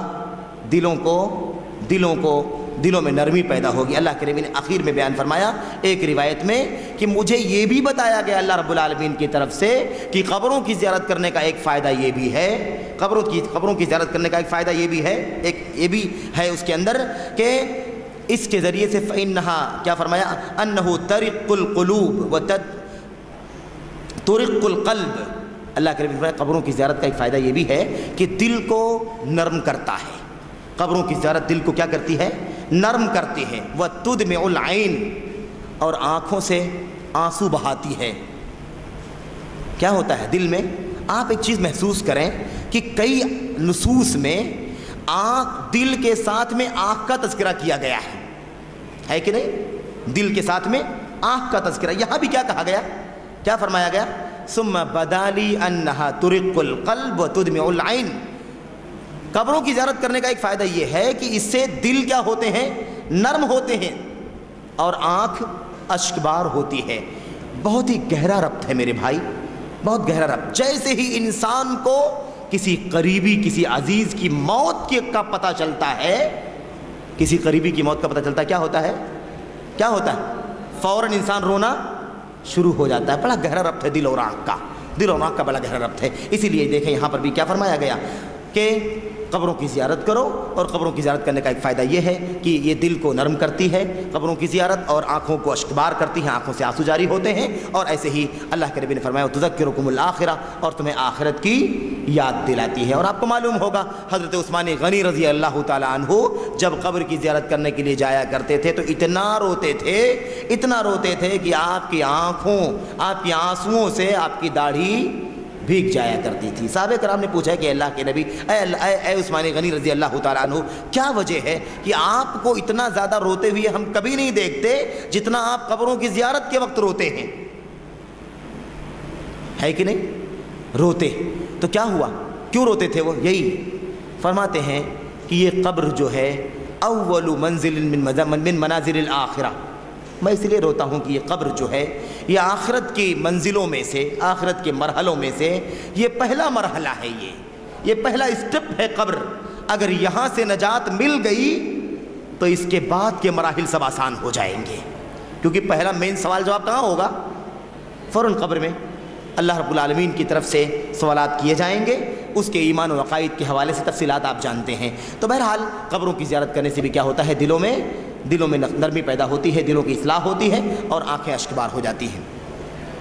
ایسے ہی پانچویں اور آخری بات یہ ہے دلوں کی اصلاح اور دلوں کے علاج کے حوالے سے کہ اگر دلوں کی نرمی چاہتے ہیں، دلوں کی سختیاں ختم کرنا چاہتے ہیں، دلوں کے اندر نرمی اور لینونت پیدا کرنا چاہتے ہیں، تو ہماری ذمہ داری کیا ہے کہ ہم اس کے لیے ایک علاج نبوی، نبی کریم صلی اللہ علیہ وسلم کا ایک علاج ہے، ہم اسے بھی استعمال کریں، وہ بھی علاج استعمال کریں۔ اللہ کے نبی نے کیا فرمایا تھا کہ دلوں کی سختی کو ختم کرنے کے لیے ہمیں چاہیے کہ ہم غریبوں، فقیروں، مسکینوں، یتیموں کی مدد کریں، غریبوں، فقیروں، مسکینوں کی مدد کریں، یتیموں کے سر پر شفقت سے ہاتھ پھیریں، ان کے ساتھ ایک اظہار ہمدردی کا سلوک کریں، یہ ہماری ذمہ داری ہے۔ اس سے کیا ہوگا؟ دل نرم پڑ جائیں گے، دلوں میں نرمی پیدا ہوگی۔ نبی کریم حضرت ابو ہریرہ رضی اللہ تعالیٰ عنہ سے مروی ہے، وہ فرماتے ہیں کہ ایک شخص نے نبی کریم صلی اللہ علیہ وسلم سے اپنے دل کی سختی کے بارے میں سوال کیا، ایک دم علاج۔ فرماتے ہیں کہ ایک شخص نے سوال کیا، علاج، ایک شکایت کی کہ اے اللہ کے نبی صلی اللہ علیہ وسلم، میرے ساتھ ایک مسئلہ یہ ہے کہ میرا دل بہت سخت ہے، کبھی نرمی پیدا نہیں ہوتی ہے، کوئی بھی معاملہ سن لیتا ہوں، کوئی بھی چیز دیکھ لیتا ہوں، میرے دل میں کوئی رقت نرمی پیدا نہیں ہوتی۔ اللہ کے نبی نے کیا جواب دیا؟ اس کا علاج کیا بتلایا؟ آپ کے سامنے دیکھیں، اللہ کے نبی نے فرمایا ان اردت تلین قلبک، اگر تمہارا ارادہ ہے، تم چاہتے ہو کہ تمہارا دل نرم ہو جائے، اگر تم چاہتے ہو کہ تمہارا دل نرم ہو جائے، دل کی سختی ختم ہو جائے، تو یہ علاج یاد رکھو۔ کیا ہے وہ علاج؟ آپ نے فرمایا دو چیز، فَأَطْعِمِ الْمِسْكِينَ وَامْسَحْ رَأْسَ الْيَتِيمِ، مسکینوں کو کھانا کھلاؤ، اور یتیم جو باپ سے محروم ہے یا ماں سے بھی محروم ہے، دونوں سے محروم ہے، اس کے سر پر شفقت سے ہاتھ پھیرو، کیا کرو؟ کیا کرو؟ دو علاج اللہ کے نبی نے کیا فرمایا؟ مسکین کی مدد کرو، مسکین کو کھانا کھلاؤ، جسے کھانا نہیں ملتا ہے، جسے جو نان شبینہ کا محتاج ہے، ایک دو لقمے سے اپنا پیٹ بھر نہیں سکتا، ایک دو لقمے سے بھی محتاج ہے، اسے کیا کرو؟ اسے کھانا کھلاؤ، اس کا پیٹ بھرو، تب ذرا تمہیں ہمدردی کا پتہ چلے گا کہ بھوکا رہنے میں کیا محسوس ہوتا ہے۔ اور یتیم جو اپنے باپ کی شفقت سے، پدری شفقت سے محروم ہے، یا ماں باپ دونوں کی شفقت سے محروم ہے، اس کے سر پر پیار سے، محبت سے، شفقت سے ہاتھ پھیرو، تمہارا دل نرم پڑ جائے گا، ہے کہ نہیں؟ تو یہ ایک بہت ہی بنیادی علاج ہے میرے بھائی۔ آپ دیکھیے اسلامی شریعت کا ایک خاصہ ہے، اسلامی شریعت کا ایک امتیاز ہے کہ ایک نیکی دوسری نیکی کو کھینچتی ہے، ایک نیکی دوسری نیکی کو کھینچتی ہے، ایک بھلائی دوسری بھلائی کا مطالبہ کرتی ہے۔ اب دل کی بیماری ہے ہمیں کہ دل سخت ہے، اس کا علاج کرنا ہے کہ نہیں؟ اس کا علاج کیسے ہوگا؟ یہ دیکھیے علاج کیسے ہوگا، مسکینوں کو کھانا کھلاؤ اور یتیم کے سر پر شفقت سے ہاتھ پھیرو، دل نرم پڑ جائیں گے۔ اس طریقے سے یہ دراصل آپ خلاصہ ہے کس چیز کا؟ یہ جو ہم نے آپ کے سامنے عرض کیا کہ اسلامی شریعت کا ایک امتیاز یہ ہے کہ ایک عبادت دوسری عبادت کی طرف کھینچتی ہے، ایک نیکی دوسری نیکی کا مطالبہ کرتی ہے، ایک بھلائی دوسری بھلائی کا مطالبہ کرتی ہے۔ اس کے پیچھے وہی راز ہے۔ کون سا راز؟ اللہ رب العالمین نے کیا فرمایا؟ وَمَا خَلَقْتُ الْجِنَّ وَالْإِنسَ إِلَّا لِيَعْبُدُونَ۔ ہم نے جن و انس کو اپنی عبادت کے لیے ہی پیدا کیا ہے، محض اپنی عبادت کے لیے پیدا کیا ہے۔ کیوں؟ اپنی عبادت کے لیے پیدا کیا ہے۔ اب یہ عبادت ہی کے لیے جب بندہ پیدا ہوا ہے تو جو بھی کام کرے گا وہ دوسری عبادت کا تقاضا کرے گی، وہ کام چاہیے اس کا تقاضا، یہ کام چاہیے اس کا تقاضا، ایک عبادت دوسری عبادت کا مطالبہ کرتی ہے، تقاضا کرتی ہے، اور مجموعی طور پر انسان کیا ہوتا ہے؟ مستقل طور پر کسی نہ کسی عبادت میں ہی باقی رہتا ہے۔ بہرحال یہ چند باتیں تھیں جو آپ کے نوٹس میں تھی۔ ہم نے کل بھی عرض کیا تھا کہ نوٹس پہ جو کچھ لکھا ہوا ہے اس کی وضاحت ہی ضروری ہے، کیونکہ آپ کے سامنے ہے وہ چیزیں، اور تربیتی پروگرام ہے، تربیتی پروگراموں میں بالضبط گفتگو کی جانی چاہیے۔ اللہ رب العالمین سے دعا کرتے ہیں کہ اللہ رب العالمین جو کچھ بھی ہمیں سیکھنے کا موقع ملا ہے، اللہ ہمیں اس سے فائدہ اٹھانے کی توفیق عطا فرمائے، اور اللہ رب العالمین ہمیں اس کے مطابق عمل کرنے کی توفیق عطا فرمائے، اور اللہ رب العالمین اس درس کی روشنی میں اللہ رب العالمین ہمیں اپنے دلوں کو نرم کرنے کی توفیق عطا فرمائے۔ اللہ ہمیں جو کچھ علاج کتاب و سنت کی روشنی میں ملا ہے اس علاج کو بروئے کار لانے کی توفیق عطا فرمائے۔ آمین رب العالمین۔ وصلی اللہ وسلم وبارک علی نبینا محمد وعلی آلہ وصحبہ اجمعین۔ السلام علیکم ورحمۃ اللہ وبرکاتہ۔